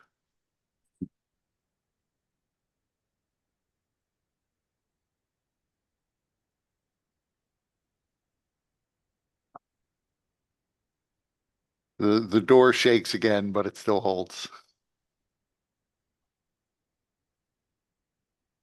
You doing the same thing? Yeah. Yeah. Gonna ride these blades out as long as we can. Made it save that time. The door is still holding.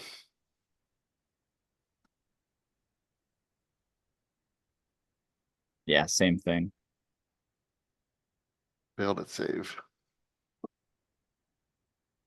You hear the sound of grinding metal and a lot of coins hitting the wall.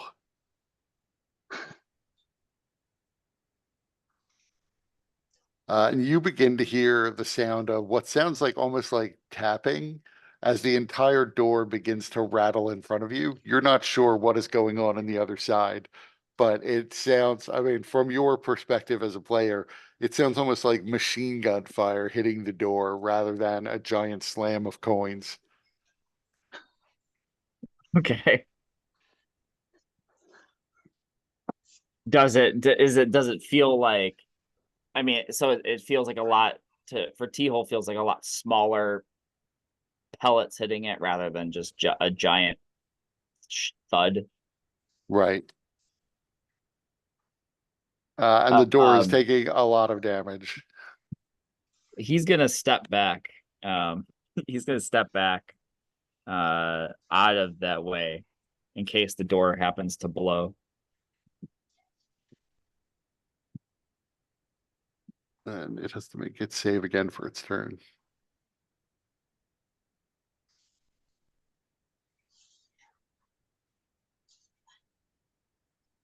Oh. And you don't hear any more of that machine gun fire sound, and you don't hear any more slamming into the door. Yeah, not trusting to fate. He's gonna, linger for a bit to see if it, you know. Yeah, everything is quiet. If you listen very intently, you realize you can hear a slight hum from the sound of the blade spinning in the other room, but that's it. Okay. Uh, Teal will, he'll just walk over to the door and like gingerly push it open. Ah, You see coins scattered everywhere, but you don't see anything else. all right. So T-hole will call out to the group. It's dead. About the You can, saws. they're still going, Yeah, but the far saw looks extremely damaged because it was being forced into the floor for 2 rounds.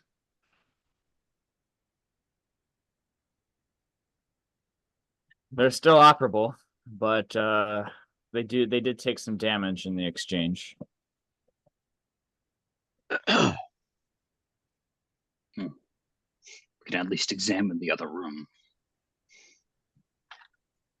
Confirm there is no hidden hatch or doorway.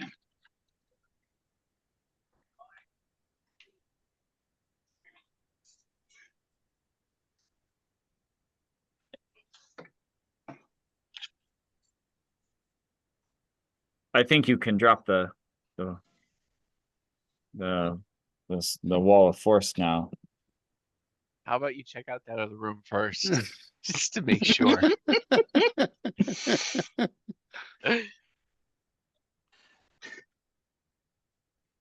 All its little baby golems come toddling out. Mama.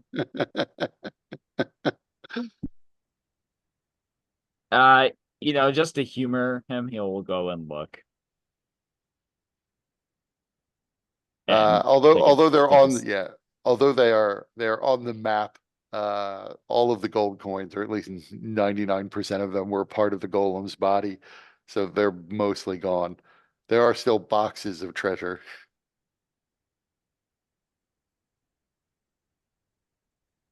Yep.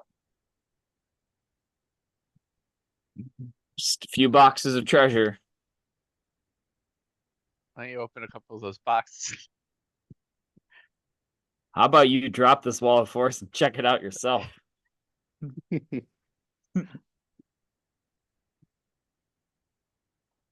I got I got pretty hurt by that thing. All right. I dropped concentration.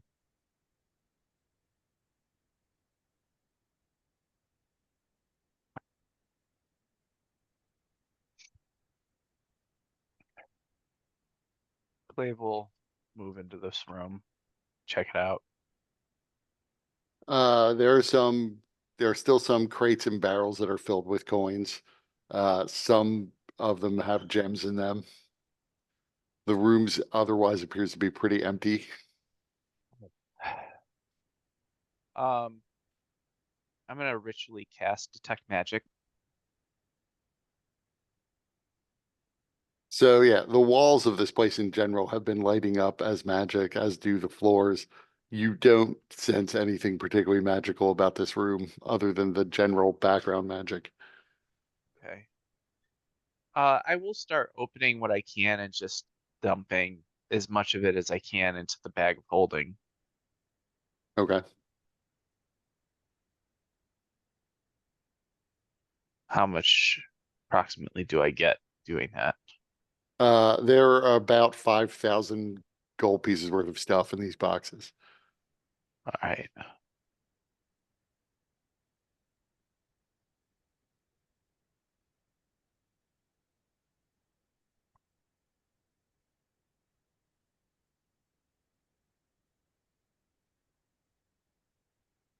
Hmm.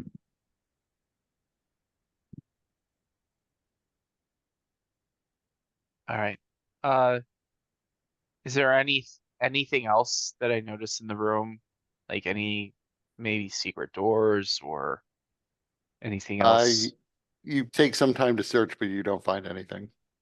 Okay. This room appears to just be trap. People will come in, see the treasure, run for the treasure, get attacked by the treasure.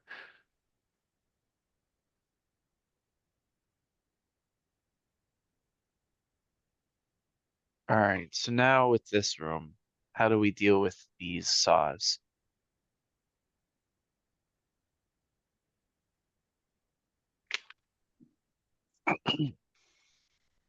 Well,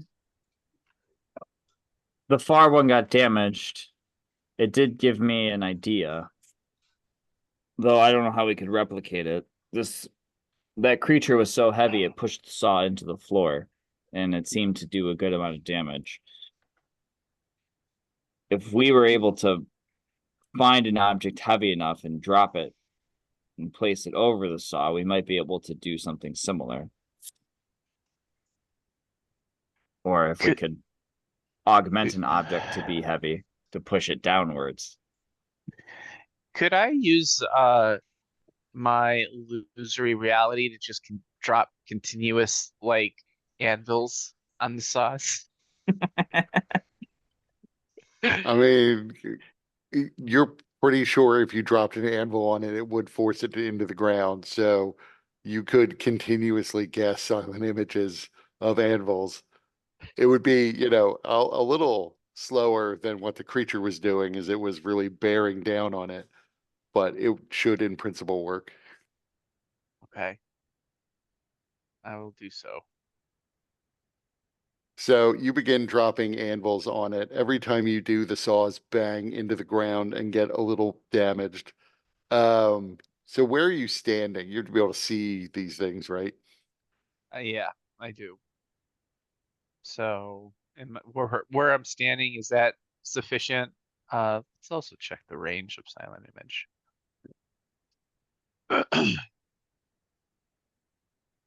60 feet. Yeah, you're good.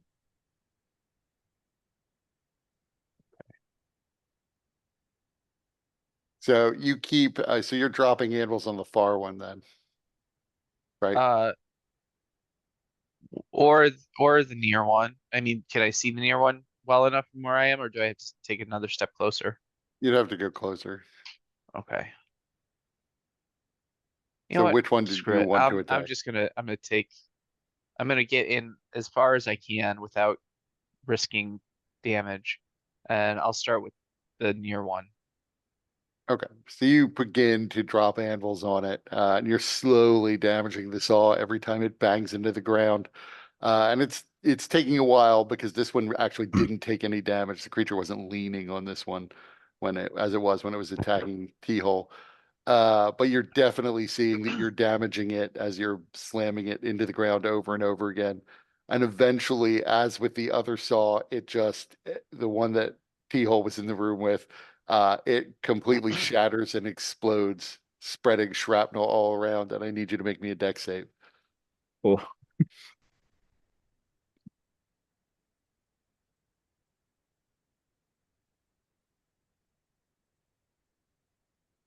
Um,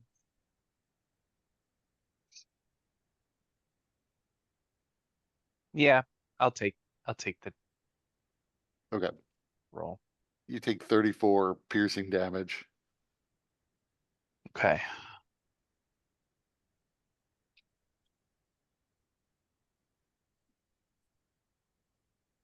Alright, so Clave is wounded, bleeding from the shrapnel, but he proceeds to do the same thing to the other one. So you drop more anvils on it. This one is falling apart much more quickly because it's already damaged, and it also explodes. And I need you to make me another deck save. How long Oh, would you say? Keyhole and Zarius, you're also potentially in the line of fire because you're in a direct line with it. So you also have to Okay. make deck saves. Sorry, what was your question? So approximately how long does it take for the second saw? Because I do have regeneration. So yeah, it would have taken, that's a good point. It would have taken about a full minute for the second saw Okay. to break, and it would have taken about 5 minutes to break the first saw. Okay.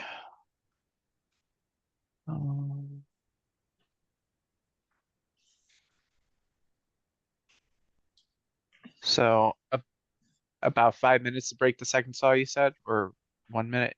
What was it? 5 minutes to break the first saw blade, 1 minute to break the second. Okay. So there was 1 minute after you got hit with the shrapnel. Okay. So second dexterity save. That's fine. I'll take it. Not that much. So you take 14 and T-hole, or not T-hole, Sarius, you take 14.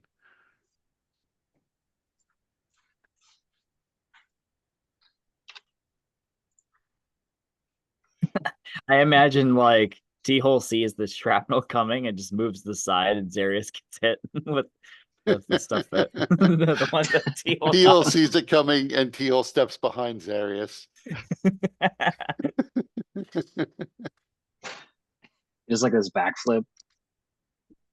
And like I'm watching him go up, and I look back down, and it's just shrapnel coming at me. Oh, shit.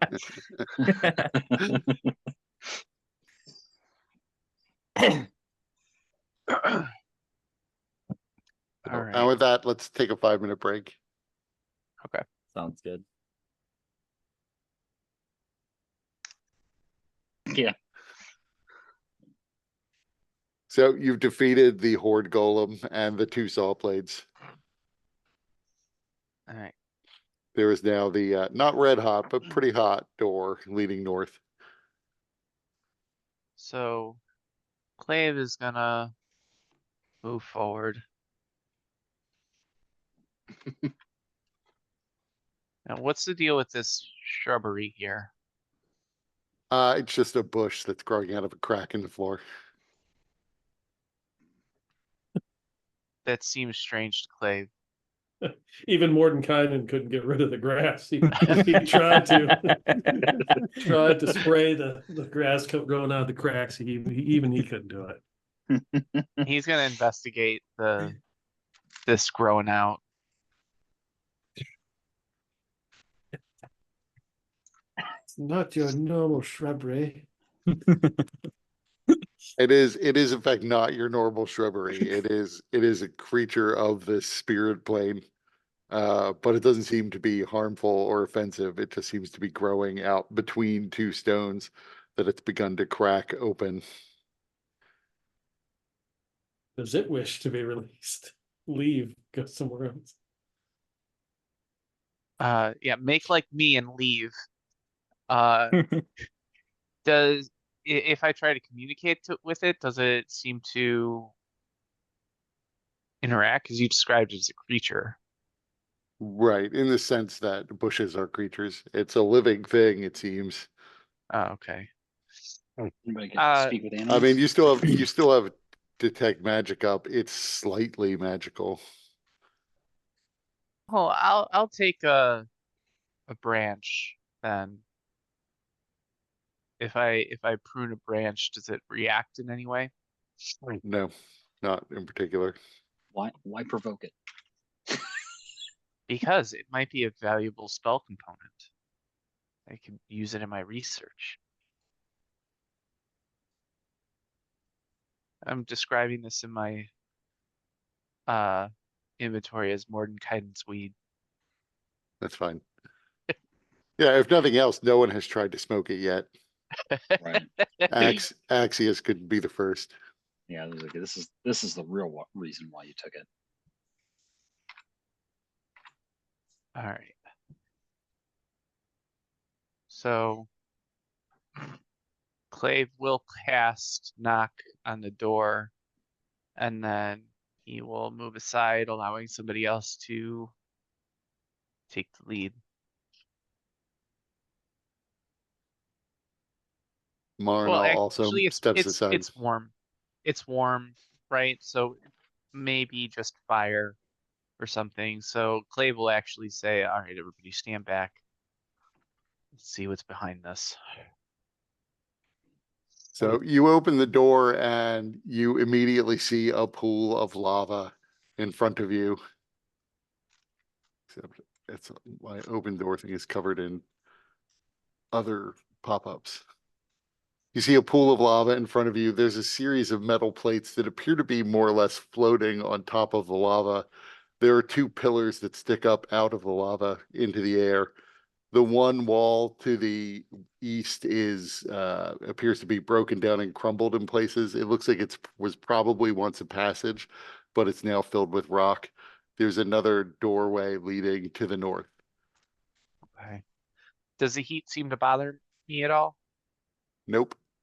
Okay. I mean, you feel it, but you don't. Right. Doesn't feel distressing. All right. So, given I have immunity, I'm just gonna start walking on the lava. So yeah, you do begin to sink a little bit under your weight, but because the lava is so dense, it's not hurting you. But what are you wearing? Like your clothes could be severely damaged. Oh, yeah. Um, so the thing that I primarily wear is this glamored mage cloth, which allows my clothes to change when I change. So if you just wade through it, that could wind up being destroyed. Okay. I'm not gonna do that. What I am gonna do though is I'm gonna ritually cast Phantasmal Steed.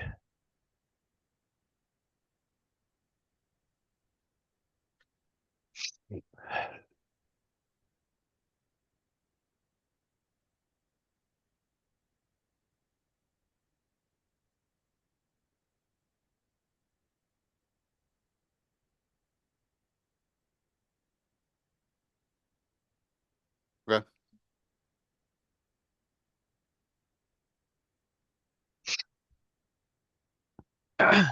So once I cast that, I form. It doesn't look like a horse. It looks more like a spider of shadow. That then uh, I mount and skitters across the lava. Like the one in Donkey Kong. I'm not familiar. Never mind. Um, so what do I notice about these grates and the structures within the room? So the grates themselves, you're not sure what they're made of, what metal they're made of. They aren't red hot. They seem to somehow be staying cooler than the lava itself, and they're floating on top of it. You also notice when you get to about that spot, your phantom steed is stepping on something under the lava. Hmm. Can I see Well, what it might be stepping on? it's whatever the lava is opaque, so you don't see what's underneath the surface of it. Yeah.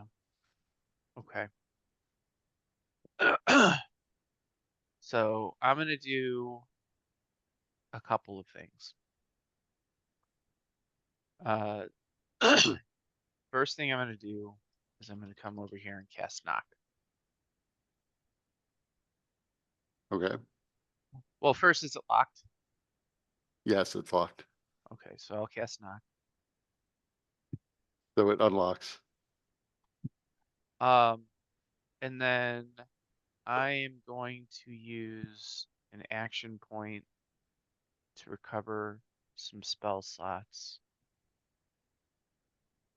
So one there, and one third level. And with that, I'm going to cast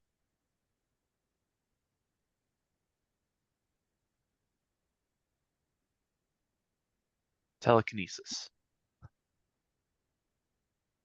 Okay. And I'd like to begin by, lifting some of the lava in this area to see what was beneath it. So you see what looks like almost like the back of a suit of armor for Okay. a large sized creature. Okay. I'm gonna use my telekinesis to pull that out and move it here. So you find that you can't move it. It just weighs too much for you to move it. And as you pull on it, it starts to rise on its own. Oh shit. As it turns out, it was not exactly armor. It's an iron golem that rises up out of the magma.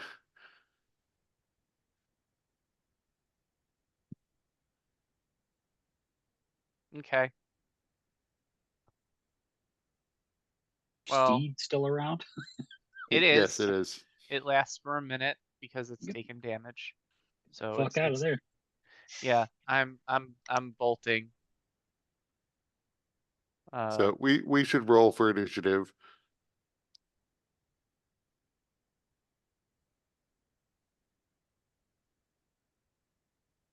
Oops, it's already in it. Eight.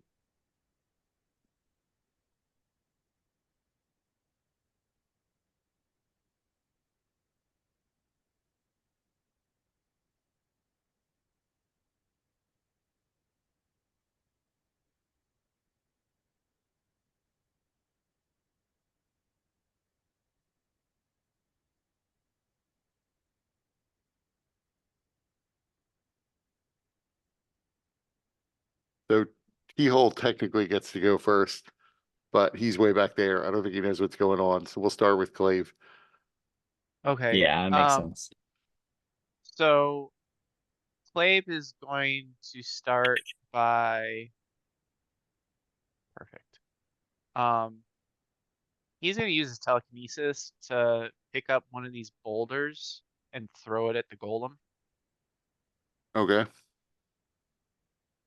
I don't know if the spell can technically do damage in that way, but that's what he would want to do with it, and then use the speed of the mount to get out of here. Or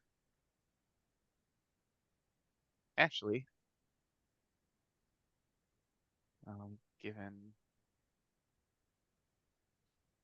how things are going, he wouldn't go into, well, he wouldn't go into the door. So he would just book it.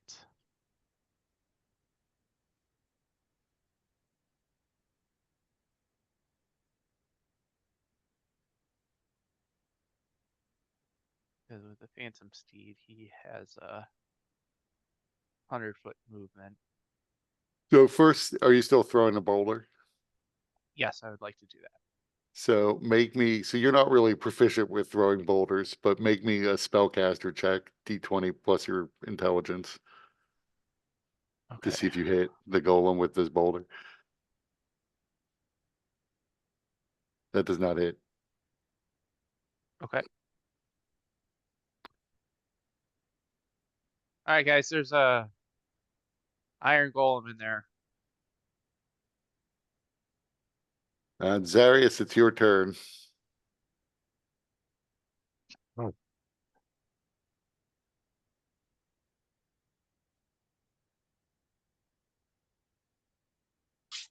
Well, I don't know that there is much I can do. And even at that distance, you can feel the extreme heat of the magma, the lava pooling in Oh, front yeah. of you. Well, I figured. Luckily, my armor does give me fire resistance, which Mhm. should help at least a little bit. Right. Just to stand Yeah. here, I'm not going any further. So Right. You would figure though you're with fire resistance, you wouldn't take damage as long as you weren't in the lava. So if you were standing on the platforms, you would not take damage. Without fire resistance, you might still take some damage. right, I'm not gonna risk that at all. His ass ain't coming here.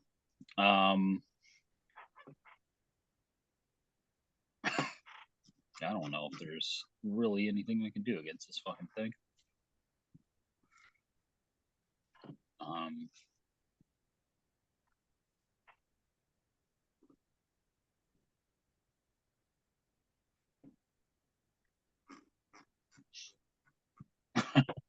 yeah, you know, I'll just close the door and then I'll back up. Right.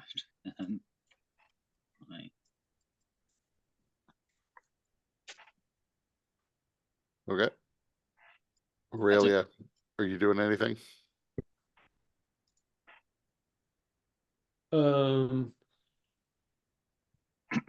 I see people are retreating. I move away.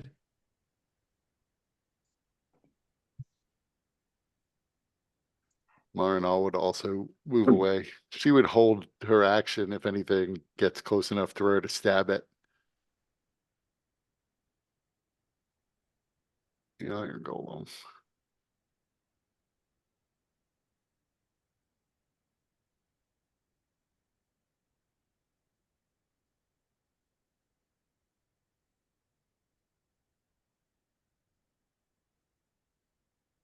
So it's taking its turn.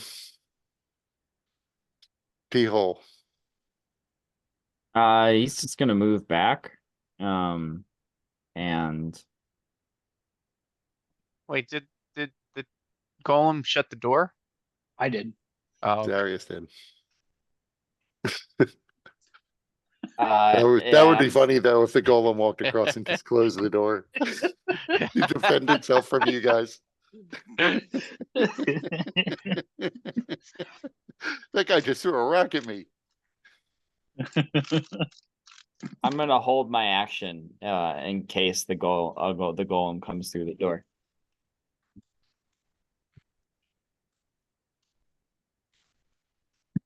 So Clave. Uh, You all see Clave ride in on a giant spider. Oh, I'm summon it. so I am going to move back a little bit more. But I am pulling out the spear and making myself ready for battle. Zarius. I realize that I cannot pull out the spear. Why not? Because of the little bit where the tip of it radiates sunlight. Oh, right. Yeah, who cares about her? Well, as you mentioned before, she is a regenerating point bag of hit points, so there's that.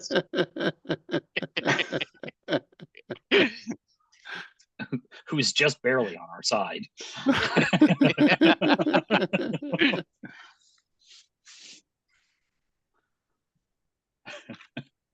That being said, you should have just had that thing out the whole, like all night, just like had it standing there. That's a deterrent. I can still just imagine though, T-Hole like yelling, "Can you put that light out, please?" Trying to sleep over here. Got sunlight burning in my face. Arr. All right, I'm gonna use the beads to cast bless on we'll say you guys, you three. So Aurelia, T-Hole, and Clave. Cool.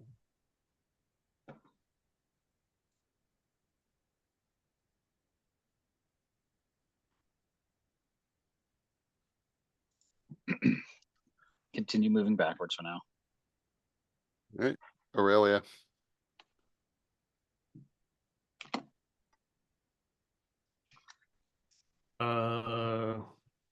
Yeah, move back.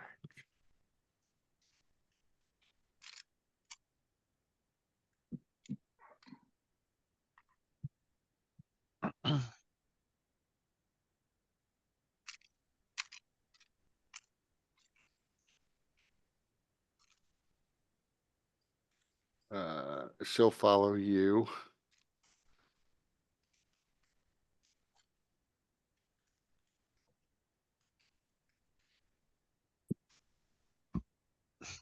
You hear something like leaning against the door. You can see the door moves a little bit, but it doesn't open.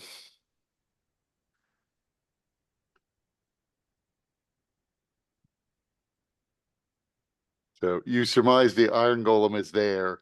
The door opens into the room with the lava, not into the room with the saw blades. So it may just be leaning against the doors to make it harder to open.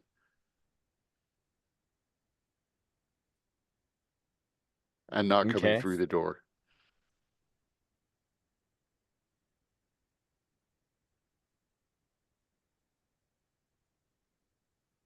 So we are officially out of rounds unless somebody wants to like bum rush the iron golem. Well, we need to get through, Yes, we will have to deal with it. so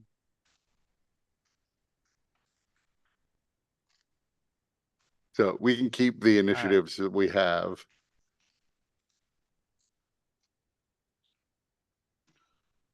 oh, I have something that I'm going to do unless somebody wants to do something else first. I got nothing. You guys have bless for a minute, so Yeah, go ahead.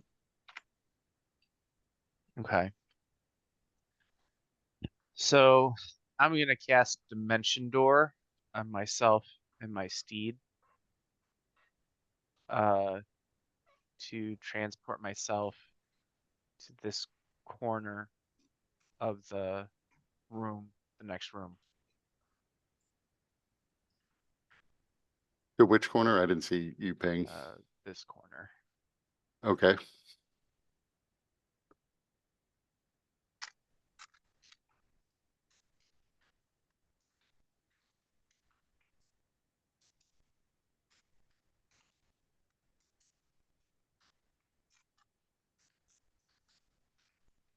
And then I will yell to call out for its attention.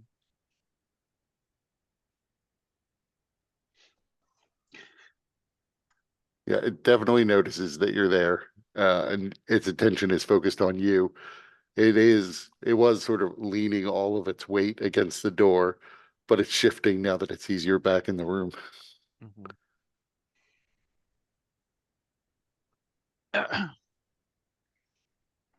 So that's all I can do with this turn. Okay. T-hole. Yeah, I mean,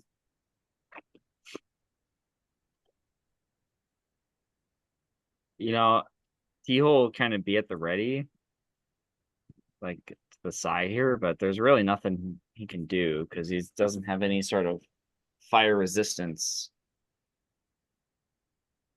or like ability to withstand the heat.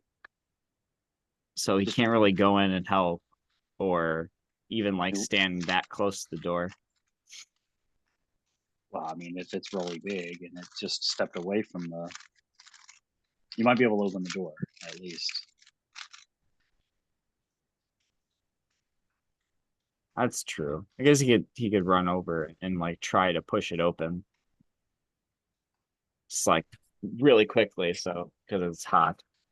Right. You find that you can open the door a little bit, but it is right there next to the door. And it fills the door, a lot of the door frame. So you can't completely open the door. Okay. You certainly couldn't get past the creature at this point. Though as you open the door, you see its attention was focused on the far corner, which you might surmise is Clave, I guess. I don't know what you would think about that. But now its attention is divided because it realizes you've opened the door. Is there like is could I open is the door open enough that I could stick a hand through? Yes, you could definitely get a hand through. So like this is kind of what I'm picturing is like T-hole like he's kind of wedged the door open and he just like kind of his like hand goes through and just like tries to just like basically like kind of do like a forceful strike on the creature. That's probably gonna hurt because it's metal and molten lava, but he'll try to just like uh basically do an unarmed strike. You could definitely do an unarmed strike through the door. Yeah.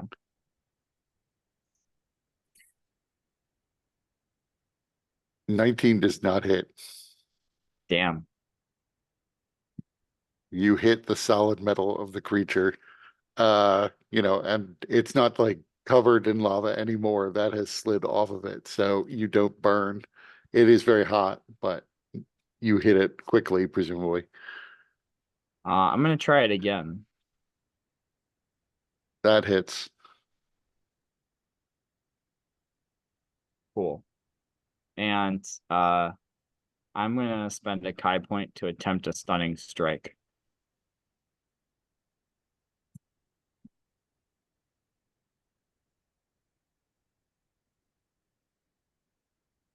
Con save.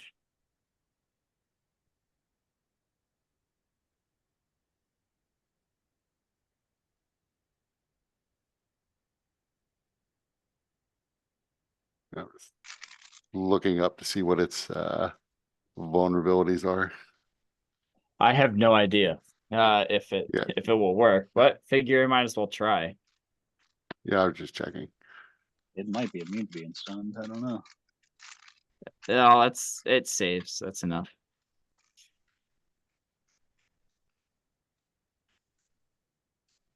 Um, no, he was like 20 feet, so he'll just move back. You have to roll your martial arts die too. Oh. Cool, thank you.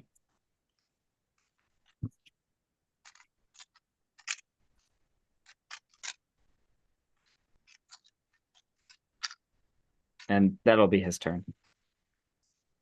So you leave a bit of a dent in its hide, in its metal carapace as you strike it. Clave, Um, so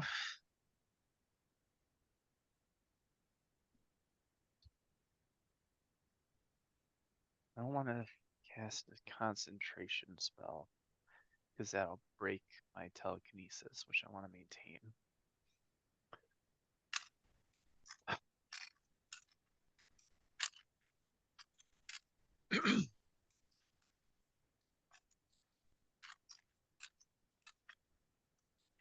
Hmm.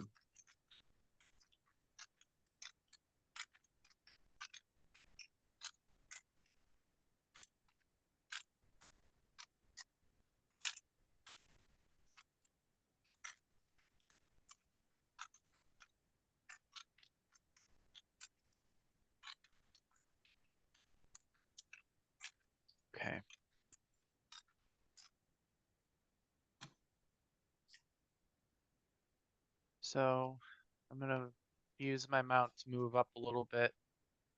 And I am going to cast Disintegrate. Okay.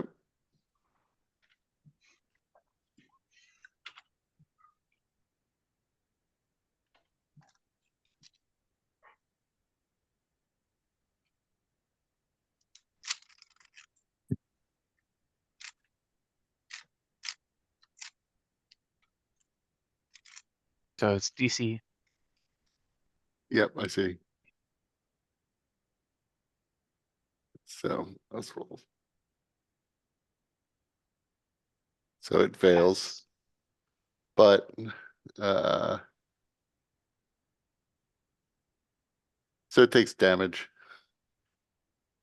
Never occurred to me before now that I wonder if disintegrate is considered as altering its form, but I don't think that's what they meant. Trying to turn it into dust. I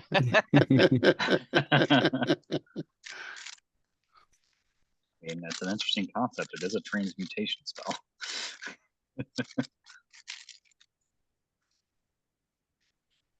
um, Let me subtract for some reason. and then I will have my mount move back. And then track. That's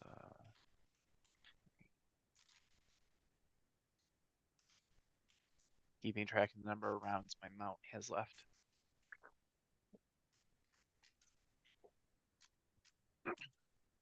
That's my turn. Zarius.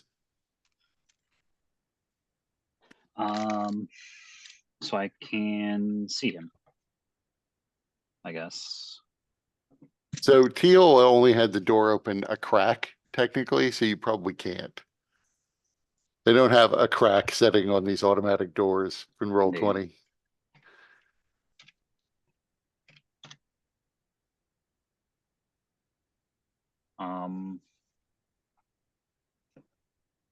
What have I moved here?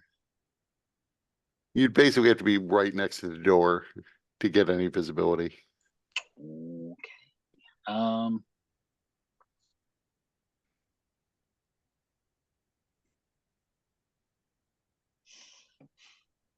I assume you're trying to target them with a spell. Yeah. I mean, I would say I would let you move like in this sort of area so that you could see through the crack in the door. Okay. All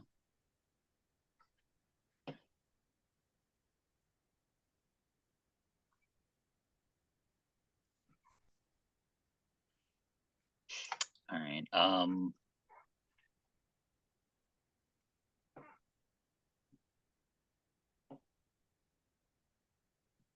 Yeah, let's hit him with the classic. He's been hit now, so I'm gonna cast the old Toll the Dead. Come on, dude, really? What is this roll? His wisdom isn't great, but he does have magic resistance. No, he made it. And then I guess maybe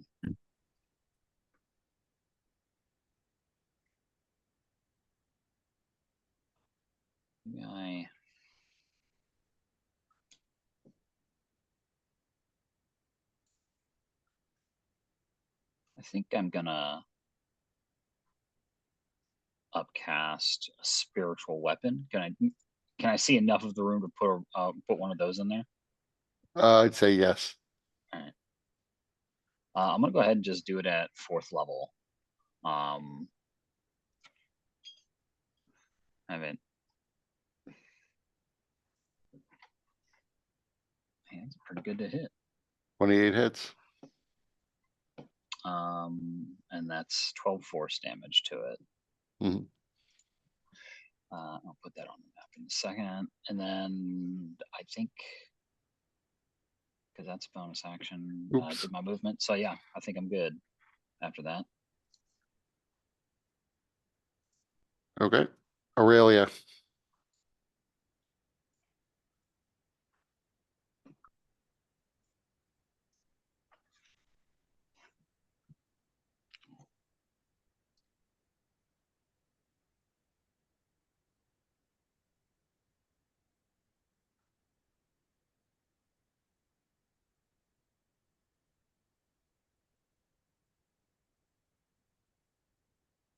I'll just have Eldritch Blast ready in case he comes through the door. Okay. Marinals will move up, but she's really gonna ready an action in case it gets within range of her rapier. The Iron Golem, you see its torso turns to you, Clave, and it reaches up its hand and its middle finger comes up and it then rips it off and it turns out there's a key underneath. It pushes the door closed and locks it with its finger and then reinserts the finger onto its hand. And then it starts to walk very slowly because it's waiting. It's much deeper in the lava than you were. And it only makes it to about there, marching in your direction. That's its turn. The door is now closed and locked again. Well, that's unfortunate. Keyholes on both sides, like. It seems now I am T-hole in this situation. Yeah.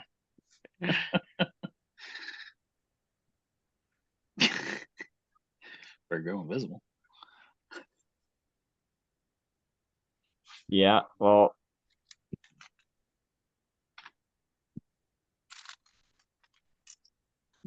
Lock picking, these tools are not among my proficiencies. And Yeah, it's a metal door. sometimes it's hard to keep people's track of people's characters because sometimes I do think of Blade and Teal and forget which one is which. Yeah, Blade. That's he has it integrated in his armor set, but T-hole, T-hole does not. That's why I think earlier we were like, use uncanny dodge.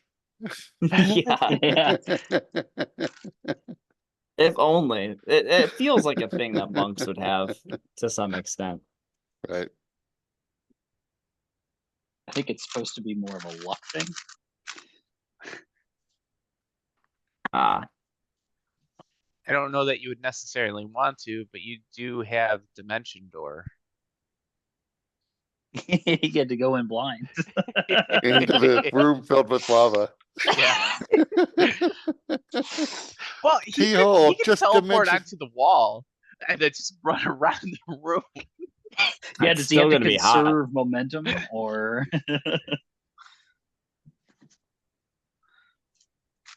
Yeah, I mean, I'll inspect the door and try to see if I could start working it. If anything, just like try to hit the door and do the slow process of actually just trying to break it. I mean, we Okay. destroyed the a metal. We destroyed that that mace earlier. So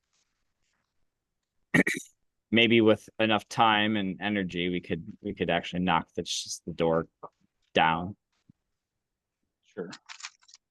So go ahead and attack the door. I'll spend another 3 Kai points to get my arms and Visage.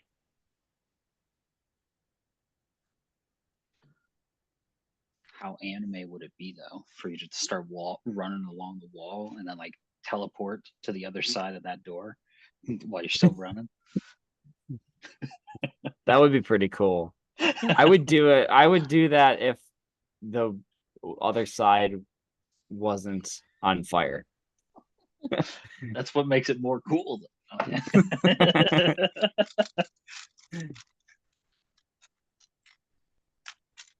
But that's going to be T-hole's turn. And your martial art die. Oh, yeah.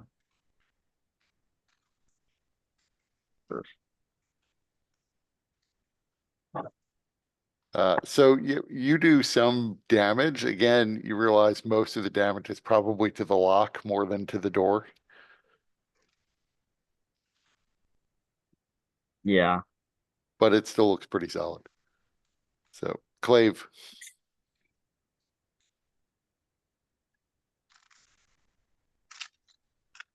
Um.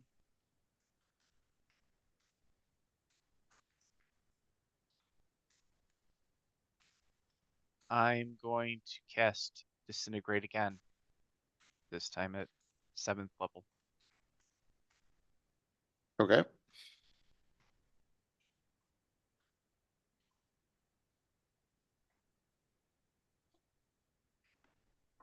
He failed.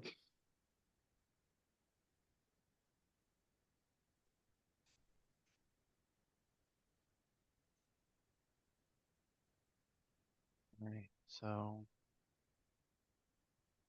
85 force damage. That's not too bad.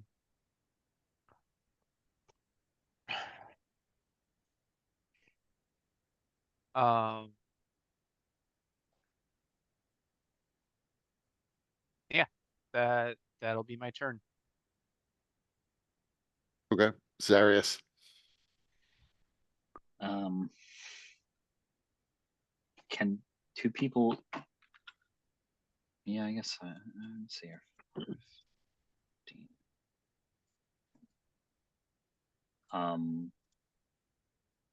Can I? I guess perhaps bash at it as well. You At can the certainly do hinges, that. or all right. Should just do that one here.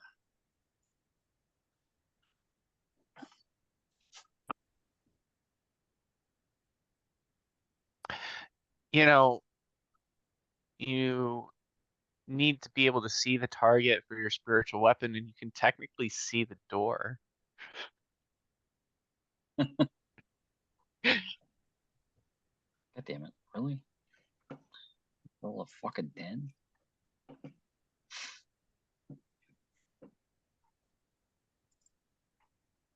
So, I Right. mean, but it's a door, so you can't. Sure. How about, I suppose if you rolled a natural one, I would say you missed the door. Yeah, I mean, I figured if it's a metal door, it probably has some innate resilience to No, being hit. no, right, it does, but you seem to have done a little bit of damage to it. All right. Yeah, I mean, I guess could I just have the spirit weapon and swing at the thing? I don't know if it would really do much good Yeah, out there, but you could do that too. dent it from the other side. Yeah.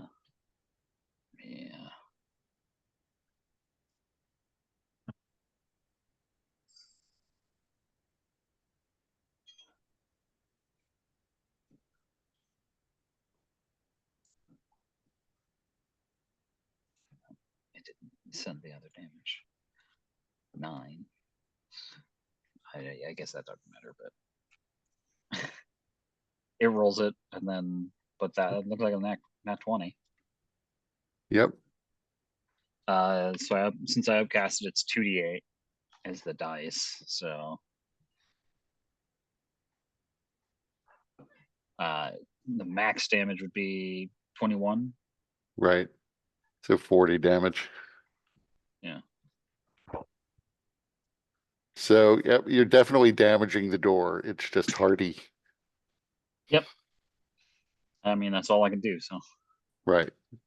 And that one swing actually did more damage than all the prior swings combined.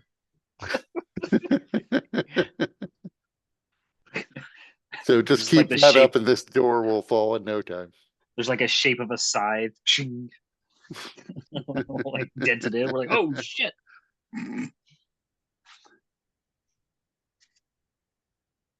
Anything else you're doing? Nope. Aurelia.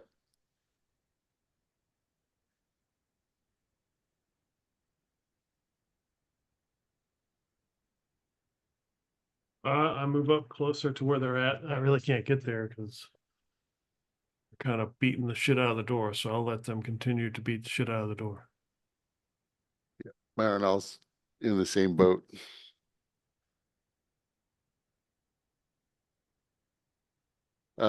Clave, make me a perception check.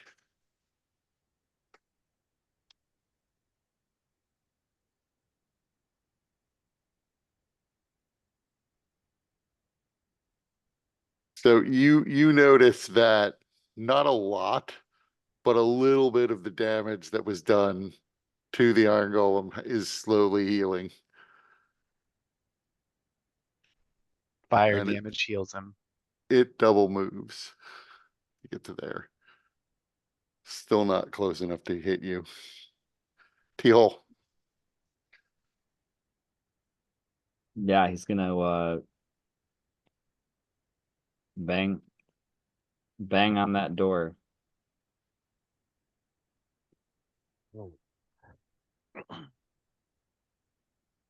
Or at least the lock on the door.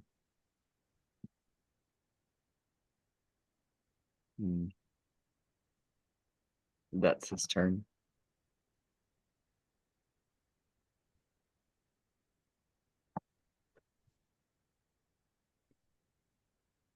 The door is beginning to look more and more damaged. It's bloodied. If it had blood, it would be bloodied. It's rusted. Crack. Rusting. It's splintered. Dude, I like that one. Clave's turn.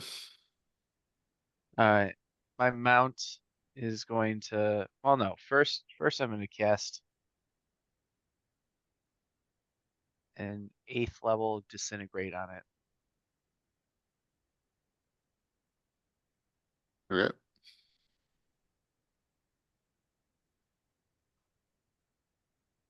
It failed. And then, oh, 89. regenerate. I mean, it is definitely not looking good. And then I'm gonna use my mount to go.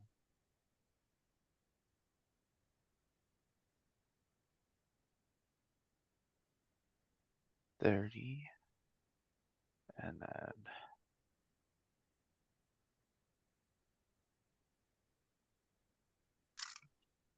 I can go. I can put myself all the way back here.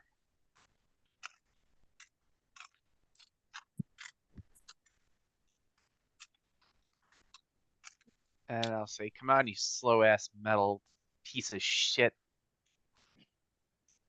That's my turn. It sighs because now it's got to walk across the room again. But fire damage heals it, but it's still wading through lava. Serious. Um, all I can do is just keep going. I'm gonna have the spiritual weapon do the thing first on the to the door. Yep.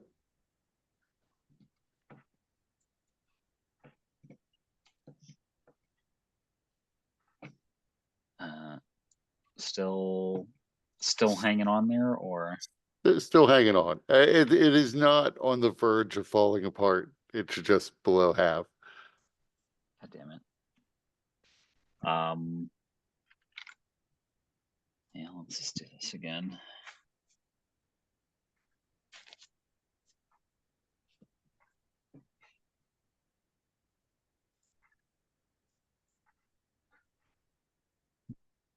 All right. So, Aurelia, same thing. Yep. So you and Martin all hang back. The Iron Golem.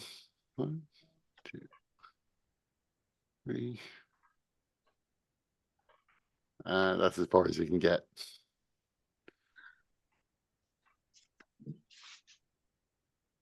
Heal. Continue beating down the door. Let's see. Nice. Now it's pretty close to falling off the hinges. But not quite there. Clave. I'm going to cast a 4th level magic missile on it. So that's Got it. 1, 2, 3, and then 4, 5, 6.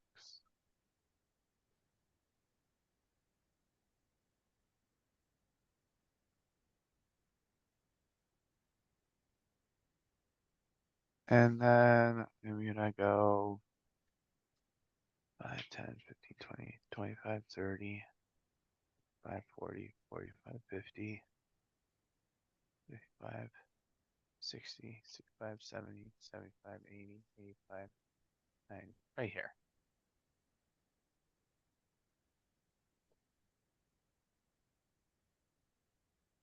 And that's my turn. Darius. Yeah, so first the spiritual weapon.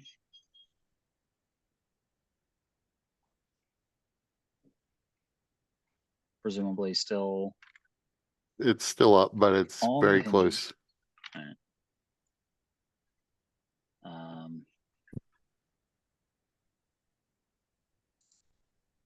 That is actually enough to bring it down. Delightful. So the door falls, or actually, yeah, the lock breaks, and the door begins to drift inward with that last strike. I should be able to push it open. Oh, dang it locked. Yeah. Okay.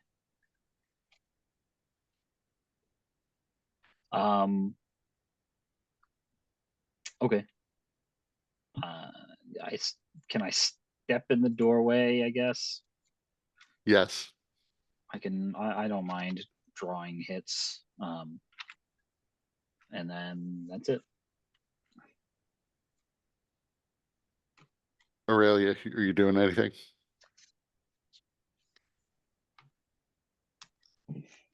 They got the door down.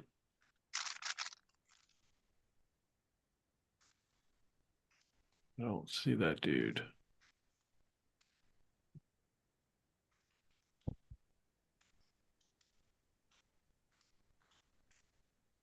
I get up the T-hole, right?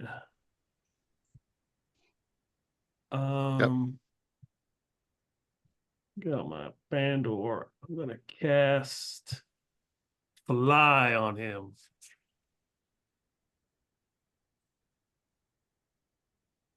Why? Why? Yep.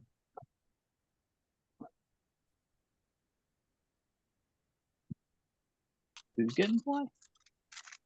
Oh, T-hole. fly. You know Oh, what? okay.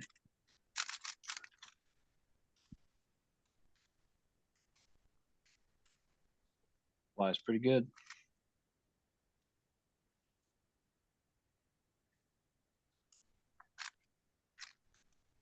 Nice. Mara now is going to move up.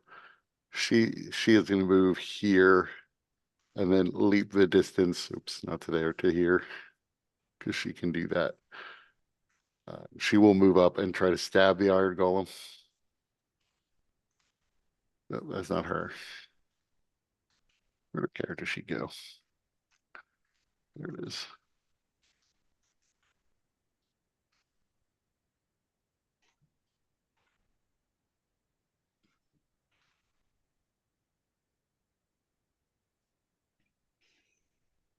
Could she cool some of the lava with the frost brand? I mean, not a material amount of it, That's fair. Well, yeah, I don't know. Maybe this magical sword might have some effect. but it does give her enough fire resistance to not take damage while she stays on this platform, which is why she figured this was worth it. Huh. The Iron Golem sees Clave. He also sees her. It has been a right pain in the ass. Right.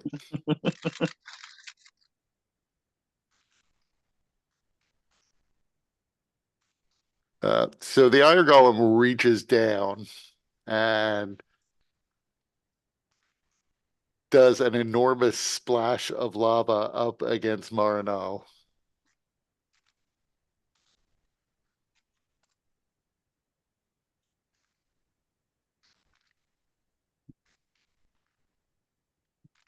So she is pretty good dexterity.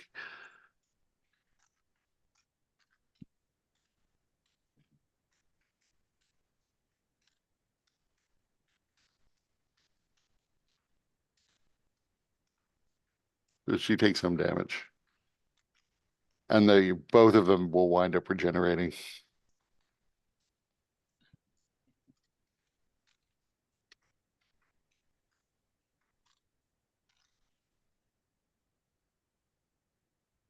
Heal, your turn.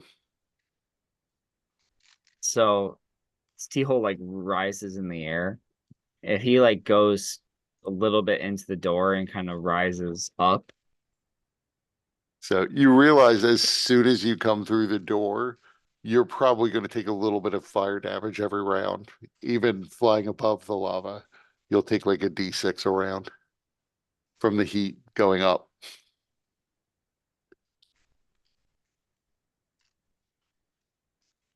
Um. Okay. It'll be fine. Yeah, it's not bad. He's he's gonna stay 10 feet away and just attack at range with his arms.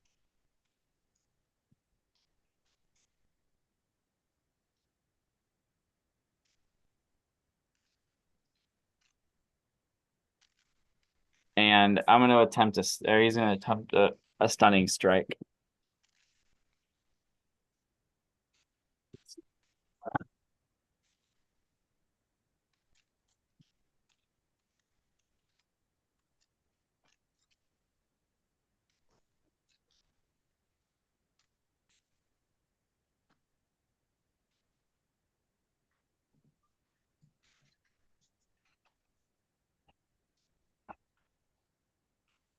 Oh yeah. So he's not looking still good though. Clave. I'm sorry, were you done? Were you doing something else? Oh, that's it. So Clave. Okay. Dave is gonna move up a little bit, and then he's gonna use his telekinesis that is still active to try and rise the golem over the lava so that he no longer regenerates, or at least it significantly reduces the regeneration. So the golem weighs more than 1,000 pounds. Well, that's if it's an object. I can lift a huge creature. Okay, you're right. So You post the spell again. What sort of check is it? Is a strength check versus my spellcaster check. Okay. Might be competitive. Nope. Well, we'll see.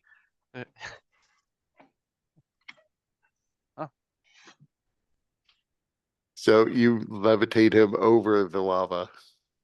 Excellent. That motherfucker can't move.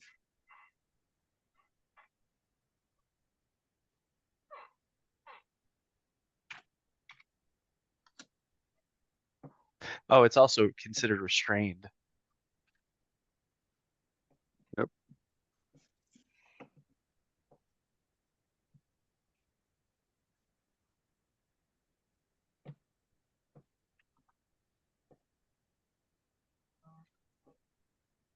So Zarius' turn, unless you're doing something else. No, that's all my turn.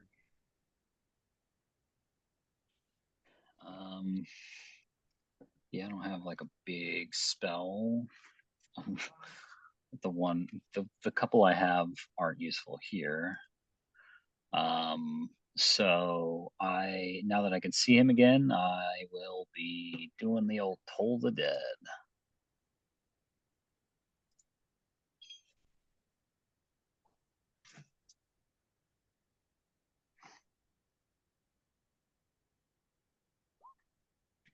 failed.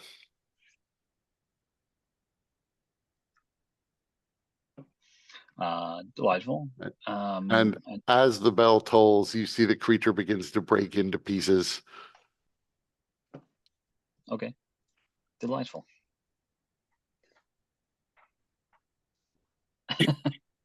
Make sure his parts don't Nice. drop into the lava, just in case.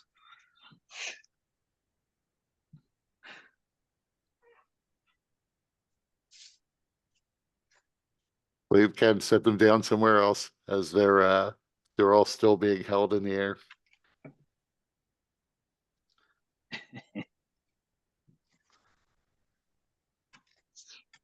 All right. Is it easy enough for me to be able to just jump over to this? What's your strength score? Pretty good. 16. Yeah. Yeah, and you should be able to. Fucking graceful. You've never seen it happen before.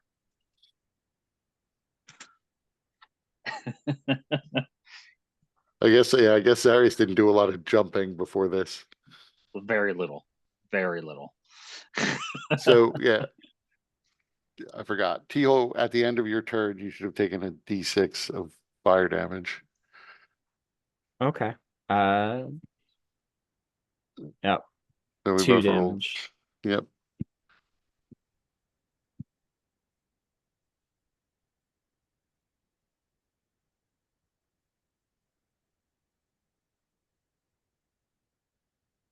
So what are you people doing now? We'll wrap up after this so Tony can go Rubik's Cube tomorrow.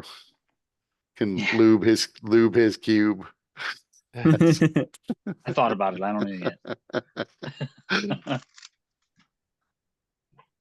I don't need lube. I'm good. So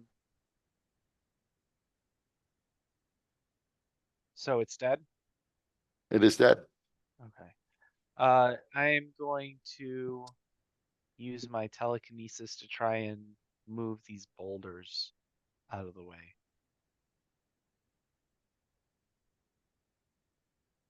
Okay, so this will take a little bit of time. Teal probably will need to retreat Yeah, Or- he will. or He'll just- do that. or just suffer the damage. Nah.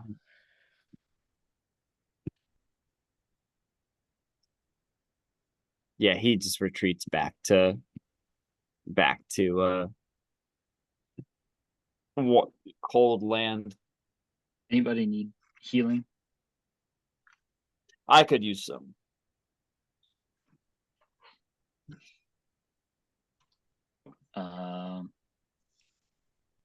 Here, take one of these.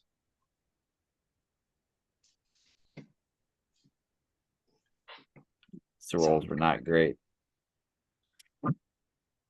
No. So I'm gonna move here, and then with that, my Phantom Steed will be completely done, as well as Right. my telekinesis. Yeah, I don't know how long your Phantom Steed was going to last. It probably took you about 5 minutes to clear all these boulders. Okay. And yeah, it was only gonna last a few more seconds, so I actually would have come over here then. I would have moved what I could, but then came over here. Okay. But yeah, you were able to clear it.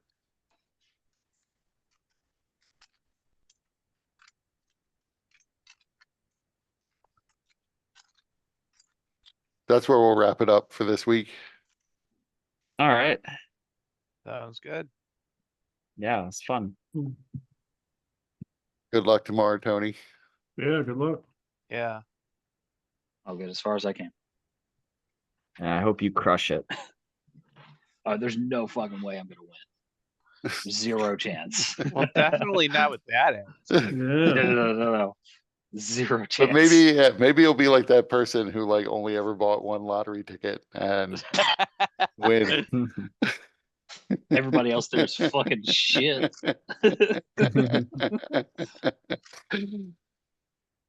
Just the combination of all your cocaine and Right.